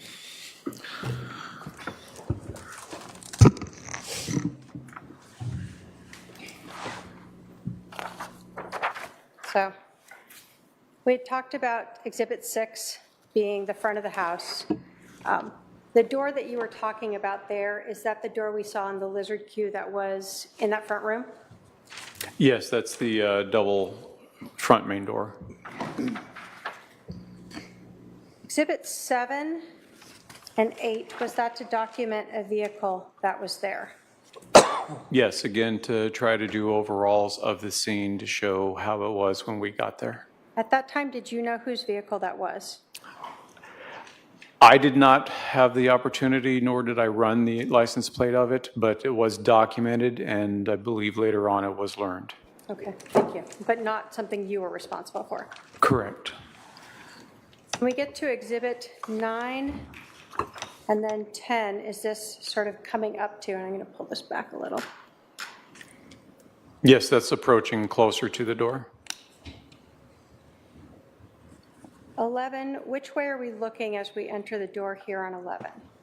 So you would be looking to the northeast, northeast. And you had talked about in a diagram a hat. Is that sort of what we see here? Correct. Okay. Is Exhibit 12 sort of looking the opposite way from that sort of vantage point? Correct. Or south? South, southeast, yeah. And does Exhibit 13 show us what the front entryway looks like? Correct. So this image would have been taken from the northeast corner of the main room there. We can see in this then the hat with the placard of 1? Correct. So when we are looking at your diagram, Exhibit 5, and we see the 1, that's what that's referring to? Correct. Exhibit 14, can you tell us our perspective of what we're looking at here? So you're standing in roughly the northwest corner of the room, just down from the entryway, and you're looking south. So we start to see some of those white cards there. Is this before you have added in the yellow placards? Correct. This would have been part of the overall photographic effort. Okay. So when we're looking at this house, and I'm going to put up Exhibit 15, can you describe for us this wall here, sort of can you go all the way around that? So that wall with the mirror itself is blocking where the kitchen is. There's an entrance to the kitchen to the right of that wall. And again, you could get to the kitchen through the left opening as well, but I think there's also like a family room by that area. Okay. But it's open, one could walk through either of these ways and come around back out the opposite door? Yes. Okay. So Exhibit 16, we see Charles as he lay when fire has left him at this point. Correct. So the items we see on him, we've heard of them cutting his shirt and things like that. This is you documenting how he was when you started to come into the scene. Correct. After fire's already treated him and determined he was deceased. Yes. Over here, we start to see an area. What is right over there? So just past that most southern index card is a hallway that extends to a bathroom and I believe at least 2 bedrooms. Looking sort of to the north, what is this hallway here? So now we're just looking north, past the entryway. You can see the hat in the right part of the image there, and that would lead up to the master bedroom garage. Okay.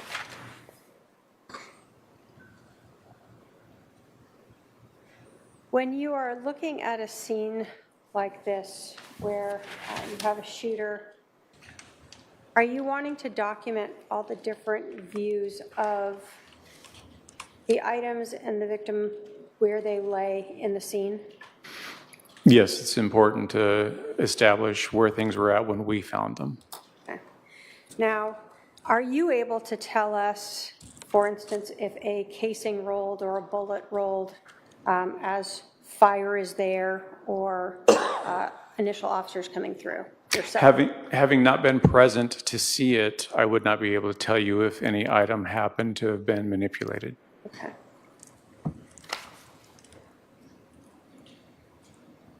Does 19 show us part of that hallway that we're talking about to the bedrooms?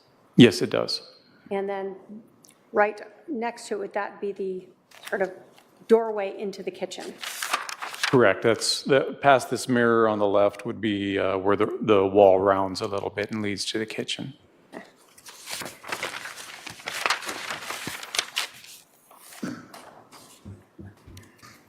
So Exhibit 21 here, we see this hat. Why, in 22, that you marked as number 1, why do you collect something like that? The indications to me, initial assessment, was that there was some kind of a struggle that took place. And it was unknown at the time who the hat belonged to. So it was decided that this could be important. Are you given more than one chance to go through a house and try to collect evidence, or is it sort of a one-time shot? Usually it's a one-time shot. So if you aren't sure if something is relevant, do you collect it? Yes. So that later, if you determine it is, you have it? Correct. And if you determine it's not, then no harm, no foul? Well, I don't know about no foul, but yeah. So in this case, did you know whose hat that was? I did not. Okay. I'm going to put up 15 first. In the diagram, we had seen a number over in this area. What was that? The item should be marking the baseboard, and there is a bullet strike in the baseboard. All right, I'm putting up 23 here, and then I'm going to put up 24. What are we looking at here? So what you're looking at is the actual bullet strike where it peeled away a portion of the baseboard, but remained embedded in the baseboard. So I'm going to put up, as we kind of go closer, 24, 25, 26. Did you eventually show in 27 that you guys pulled back some of that board to get to show what was embedded in there? Correct. And at some point, we were needing to recover that projectile. Okay. And so in 28, does this reflect, now you've kind of photographed what it looked like when you first saw it, and then as you peeled it back, and the actual bullet or projectile that was removed from there? Correct. All right. And 29, show that bullet from a different angle? Yes. When you were looking at this, and I'm going to put 30 and 31, was there actually some sort of white paint transfer on part of that? There's a little bit of transfer of material to the nose of the bullet, yes.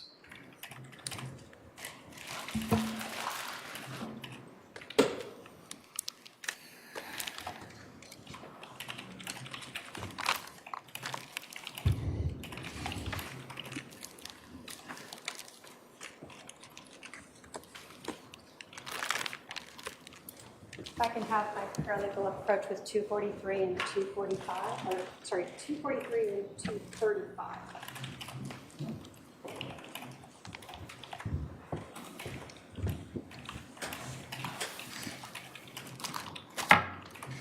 Detective, do you recognize what those are? Yes, I do. What are those? This would be the section of baseboard that we removed from the wall. as well as the projectile that we had removed from the baseboard. Okay, and I'm going to put up 34 here. Does that show sort of after you pulled out that section of that baseboard? Yes, after it was cut out. Okay. And then it's the projectile that you recovered in there? From that location, the other exhibit? The other exhibit is the projectile that was recovered from there, yes. State will move to admit 243 and 235. Any objection?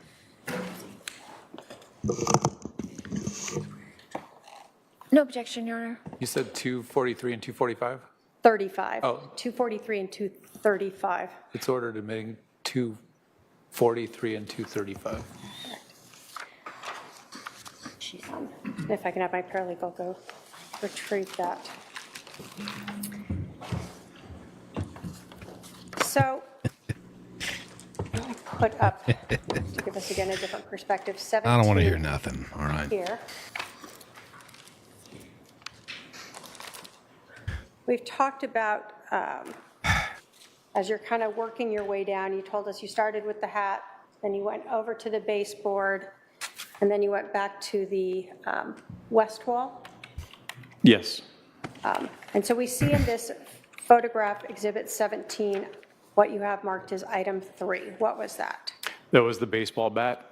I'm going to show Exhibit 35. Is that a closer up of that bat? Yes, it is. Were photographs taken of the sort of edge of the bat itself? The fat edge, I guess. The fat edge. Sure, I don't know nomenclature of the bat, so yeah. I hear him say lizard. Not the handle. How's that? Yes. When you were looking at this, were you looking for any blood? And I'm going to put up 30. They're on photo 20 out of 132. Oh, well, boy, they're zipping on through, aren't they? Zippicus. I just went and spoke to my cats and had a discussion. They're real upset with me. 7, They're real 38, upset with me. 39, or any biological material.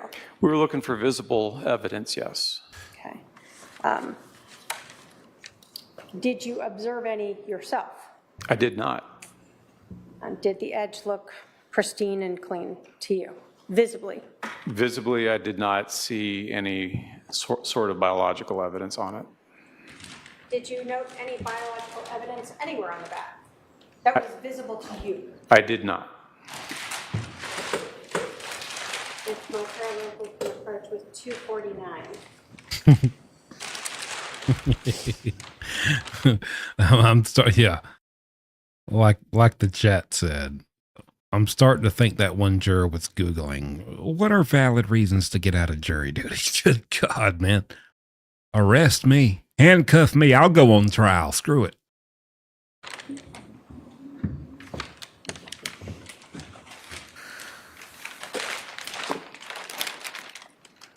Do you recognize what 249 is? Yes, I do. What is that it? The bat that we have seen in these photos marked as item number 2, that we see here in Exhibit 35? Yes. State will move to admit 249, Your Honor. Any objection? 248 and 249 are admitted.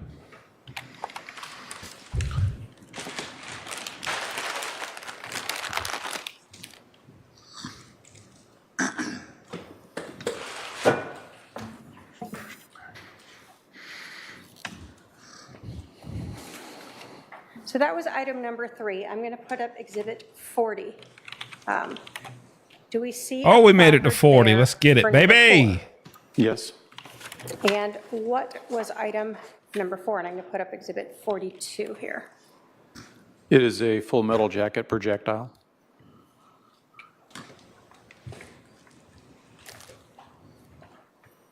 And in 43, does that show a different angle of that projectile?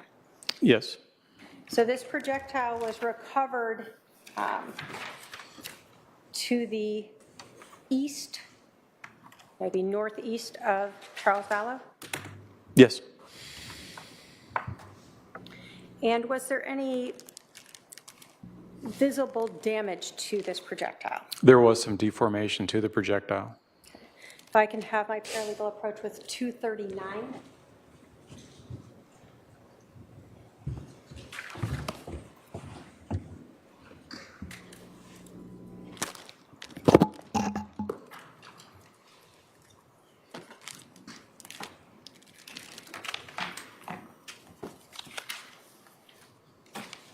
Do you recognize 239? Yes, I do. And what is 239? This would be what's identified in the picture as item number 4, the projectile that was found close to the body. State will move to admit 239. Objection. No objection. 239 is admitted.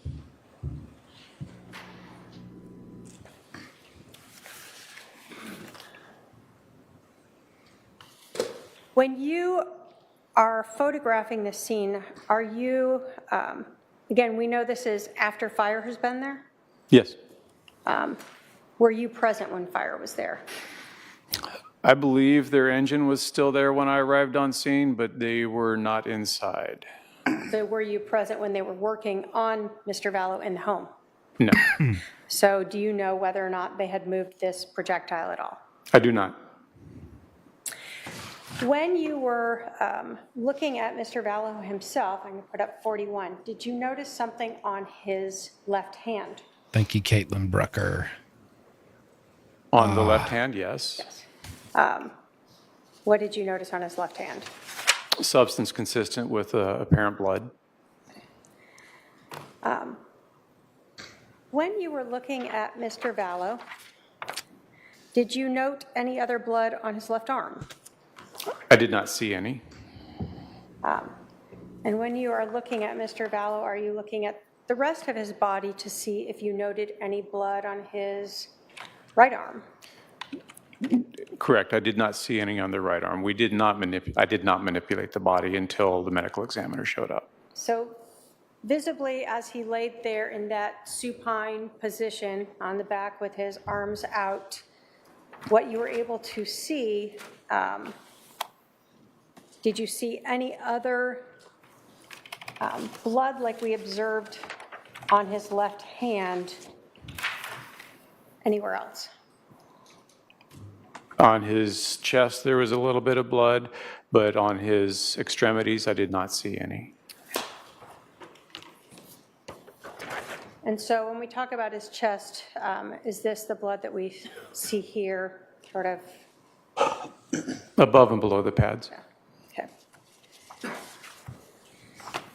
Did the blood to Mr. Vallow's left hand stand out to you in any way? Yes, it was interesting that it's just on that one particular part, but it's not completely surprising. Was there any blood on the floor around where his hand was? No. So although we've heard of blood pooling underneath him, there was no blood around his hand as it laid there. Correct.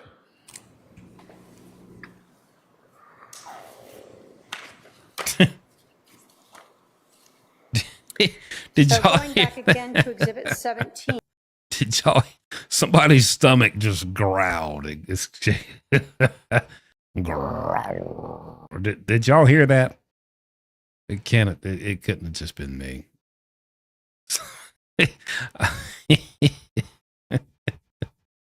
We've now talked about 1, 2, 3, and 4, correct? Objection! My Do we tummy's have placard rumbling. Number 5 there. Yes.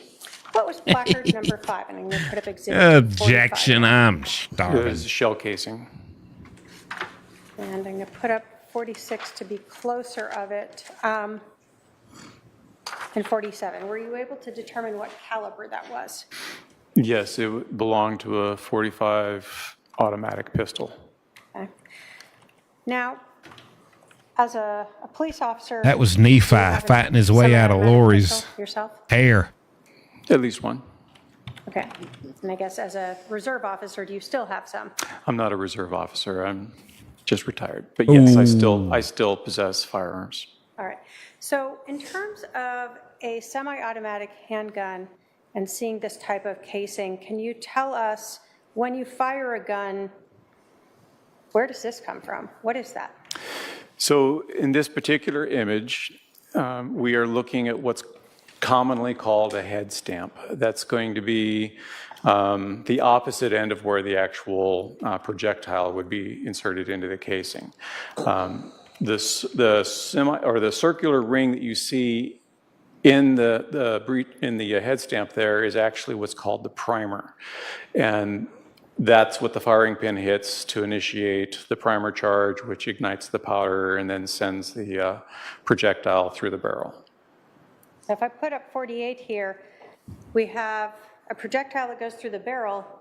What is this item here? It's casing. So this is what's left of the cartridge. So it's the casing.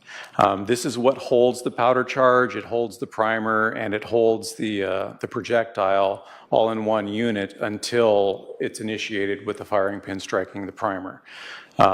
After the charge starts the projectile down the barrel, then the most semi-automatic weapons will actually, the slide will start moving back to the rear, and there's a piece of the slide called an extractor that goes around that back rim of the projectile there, around the head stamp, and it pulls it backwards out of the chamber.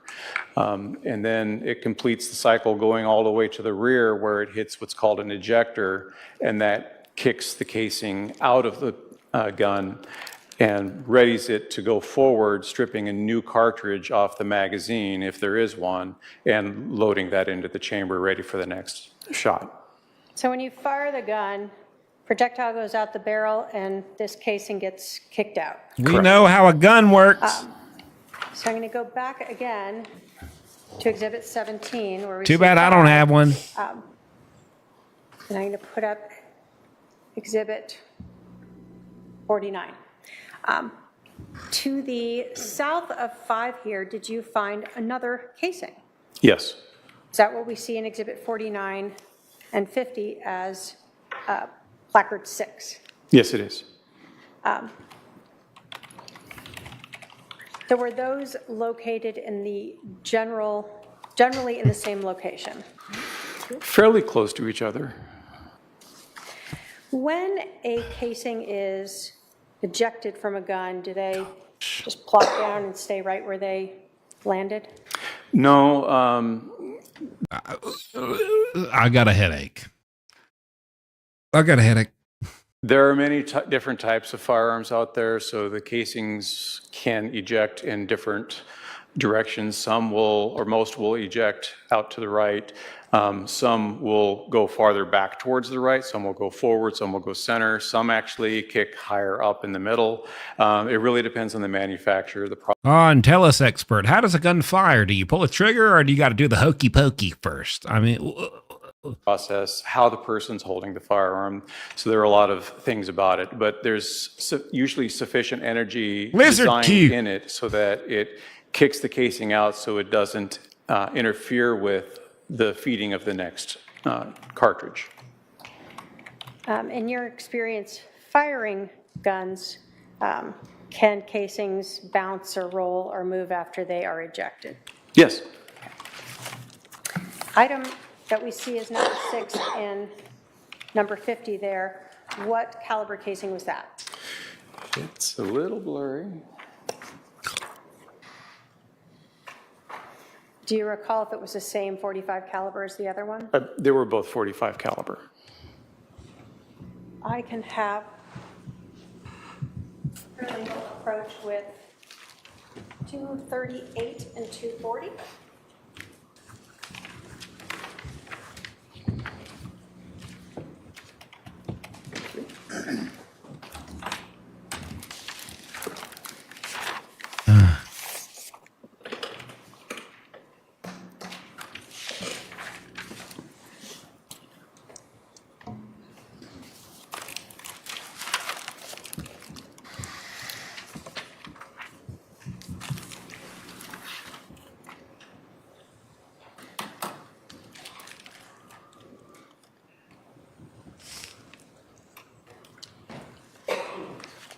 this fella here, Mr. Dan Coons, he's just itching to answer more questions. Look at him. Anything else? Anything else? Huh? How may I be of lizard assistance? Lizard assistance. Whoa. Do you recognize 238 and 240? Yes. What are those? These are the casings recovered from the main room where the body was. What we saw as 5 and 6 in the exhibits? That's correct. State will move to admit 238 and 240. Any objection to 248 and 240? No objection. 248 and 240 are admitted. 238 and 240. Oh, I'm sorry. 238 and 240? Okay. They're admitted.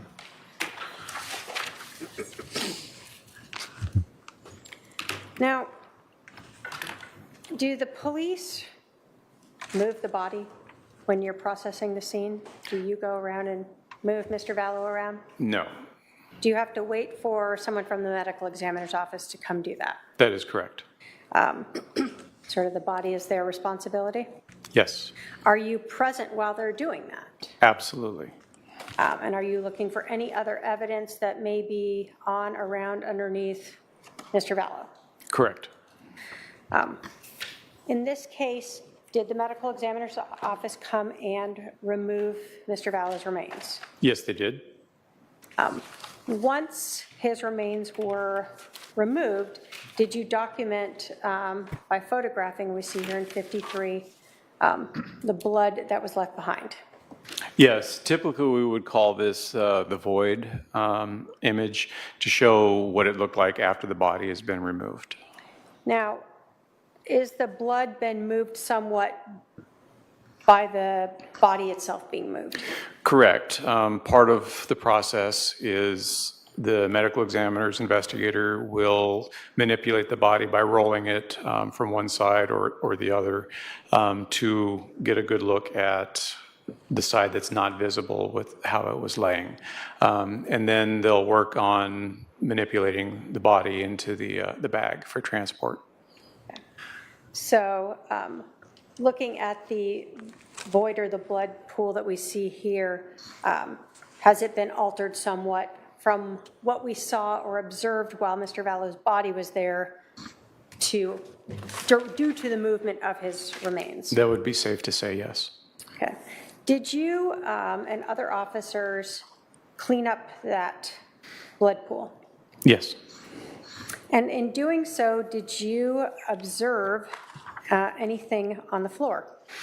Yes. Underneath, well, once the blood was cleared off, we could actually see a defect in the wooden floor that was consistent with the projectile strike. All right, I've put up Exhibit 56. There's a placard number 13 there. Is that far away so we can see the location of where that is in perspective to the room? Yes. Having seen Mr. Vallow's remains in the room and then having them removed, were you able to determine approximately where this defect that we see marked as 13 was located in relation to Mr. Vallow's body? Yes, it would have been consistent with being under his left shoulder. Did you take closer up photos of that defect? Yes. I'm going to put up 59 that shows that placard. Is this what you were talking about? That is correct. How did you, well, let me ask you this. Did you look at the rest of the floor to see if there were anything else that looked like that? Yes, that was consideration, so we did look at the rest of the floor. So you went through that whole room to see if you found any similar type of defects on it? Correct. Did you? No. So this was the only one that looked like that? Yes. And I'm going to put up 58. So we see other defects in the ground. What made this different? The size of it, the directionality, the fact that it was directly underneath the shoulder where we observed an exit wound, and the fact that there was a projectile found on the floor in proximity to this defect. Was it, let me ask you this. As a person who has processed crime scenes, fired guns themselves, did it appear to you consistent with a bullet strike? Yes, it did. And What were you basing that on? The way the indentation is and how it tapers up, coming away from the body in the same direction that the projectile was located. Did you and other detectives remove that piece of wood? Yes, with great pain, yes. All right, putting up Exhibit 60, is that to show the piece removed, and Exhibit 61 to show the actual piece? Correct. And did you write on it so that you would be able to later look at that piece and know how that fit into the puzzle? Yes, it was important to make sure to establish directionality on that piece. If I can have my paralegal approach with 240, I'm sorry.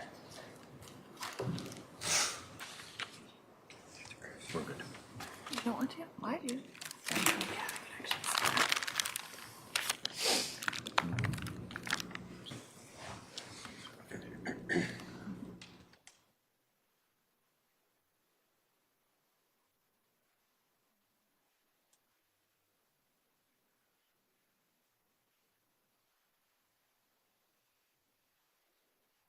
I can have my paralegal approach with 244.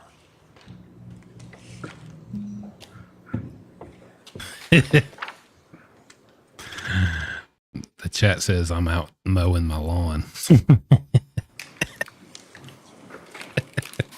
Hey, give me a break. I'm trying my best, all right?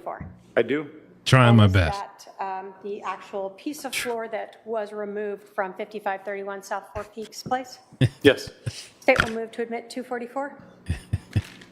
Any objection? Yeah, I got a couple. 244 is admitted. And is that what? 244. Here in Exhibit 61. It is. Obviously, this is inside plastic, but this is the piece you're talking about. Correct.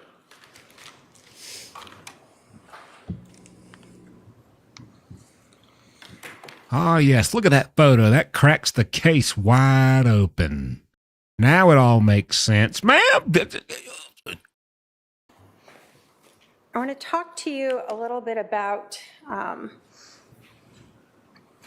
the rest of the house, and then eventually I'm going to come back to this. You told us that... Would now be a good time to take our Sure. afternoon recess? Yes. Oh, Since we're close to really? 3, why don't we take our afternoon recess, stretch break, etc. Please remember the admonition. We'll resume in about 15 minutes. Stretch break. And look at that witness. You know, he didn't want no ding dang stretch break whatsoever. He's like, oh man, can't we keep going? There's only 1,011 photos.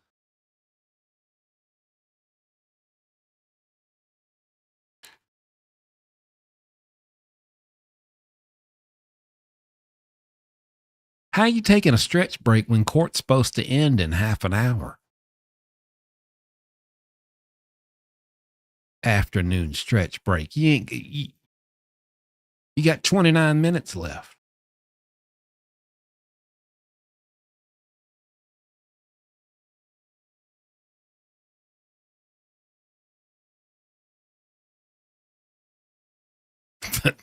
They're going until midnight tonight. Yeah, well, brother, listen, I'm going until 7 p.m. Eastern time. I got stuff to do. I got cats who are going to be hungry. An hour and 30 minutes. No, ma'am. I got cats who are hungry, and I got to do the litter boxes.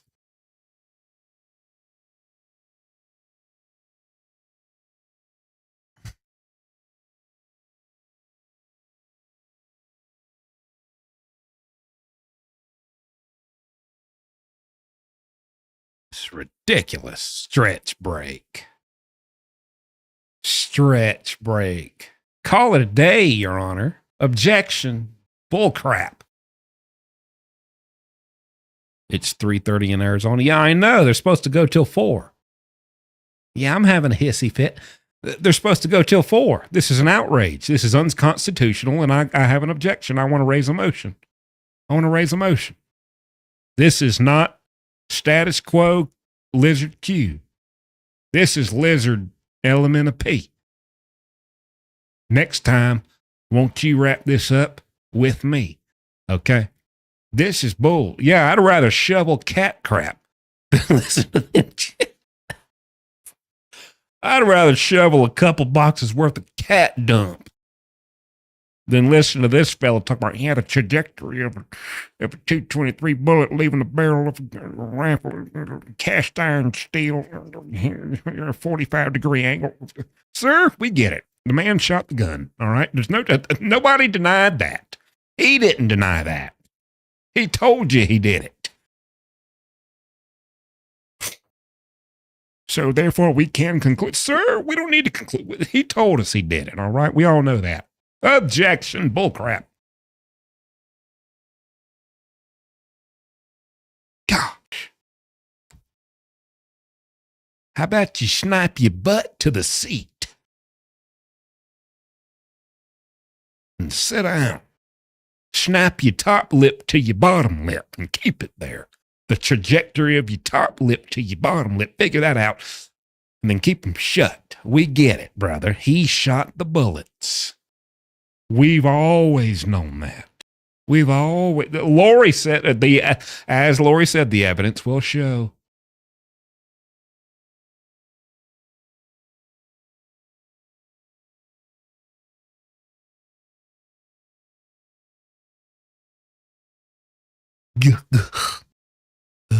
Stretch break. Kidding me?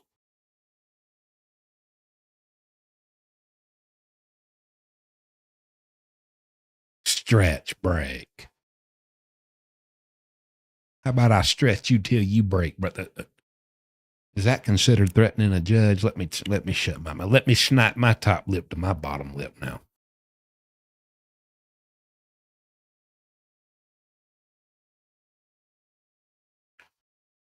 How about you figure out the trajectory in which my head's about to hit the pillow? What angle are the Z's rising up out of my mouth as I snore? Because let me tell you something, brother. What does it say on the photo frames? What, back there? It says congratulations on 100,000 subscribers. And then there's a letter from the CEO of YouTube.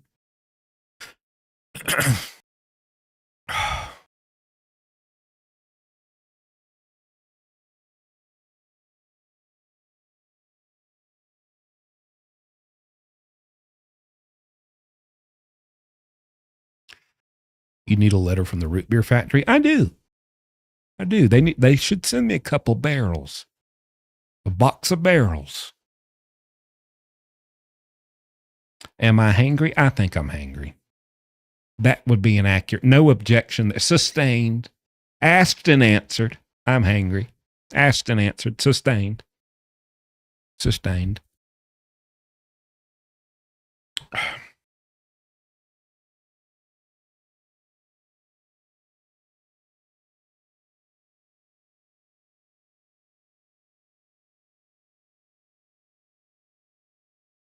Have you played that game behind you? How you know what game I got behind me? You can't see it. How you know what I got behind me? How do you know? Objection. How do you know that? That's for Lizard Q members only. Did I have a trial? No. No. I pled guilty. I'm not stupid.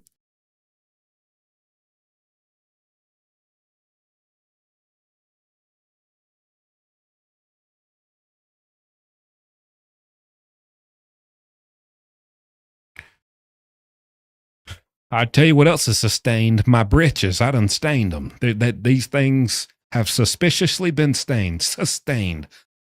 From sitting here for 4 hours listening to Doof Magoof talk about the mechanics of a firearm. Brother.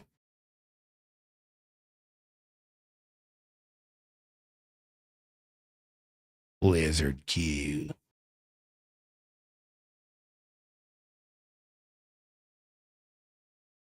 Look like a lizard. What's wrong with you?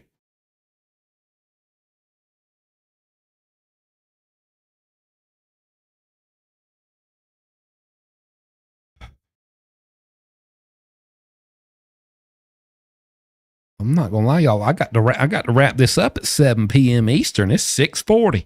I got to feed cats. I have to go get more cat food. We're almost out. I got to go get food, then feed them, then shovel their crap that I just fed them and came out the other end out of the boxes. Before Ariel gets home, or let me tell you something. You want to talk about a sniper? You want to talk about objection?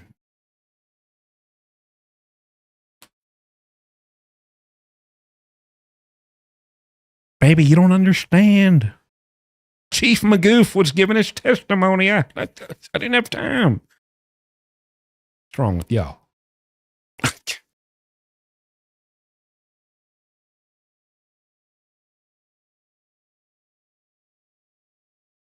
Stop making excuses. Ouch.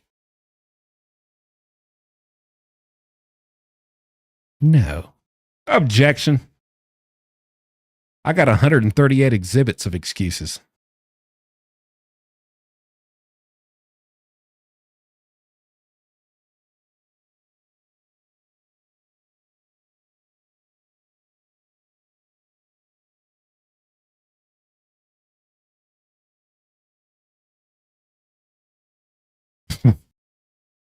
See, this is what happens. JSP, you said gavel to gavel. I'm going to order me a gavel off Amazon and smack it on top of my head.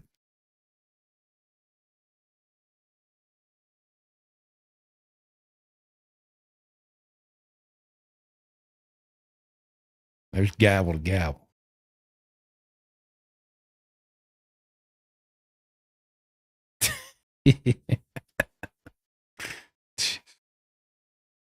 Y'all are going to tear me up if I end before they end.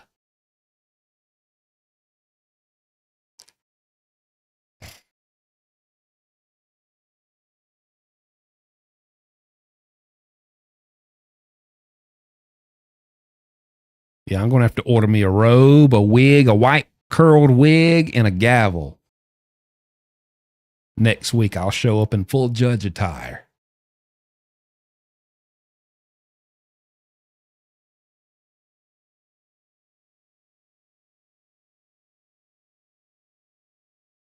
I might just, all right, you think I won't? Judge Suit Pablo. Judge Sustained Pablo.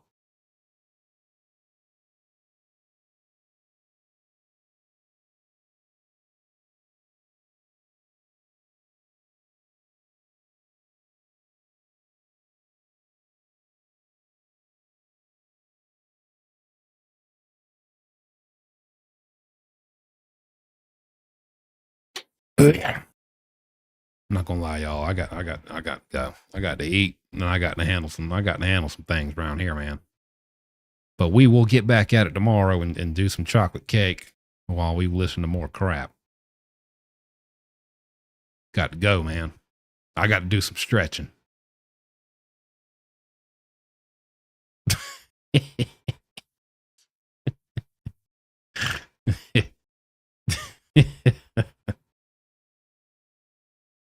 All right. We're going to meet back here tomorrow. We're going to try some cake, and we're going to listen to Lori Daybell. All right. I'll see y'all tomorrow. Don't worry. We've been here for 4-something hours. Go study up on your lizard cue. No objections, and I'll see y'all. All right. We ain't going to hear nothing about how a firearm works. All right. We'll resume. Hey, JSP Live is in recess. Take a stretch break. We'll resume tomorrow. All right.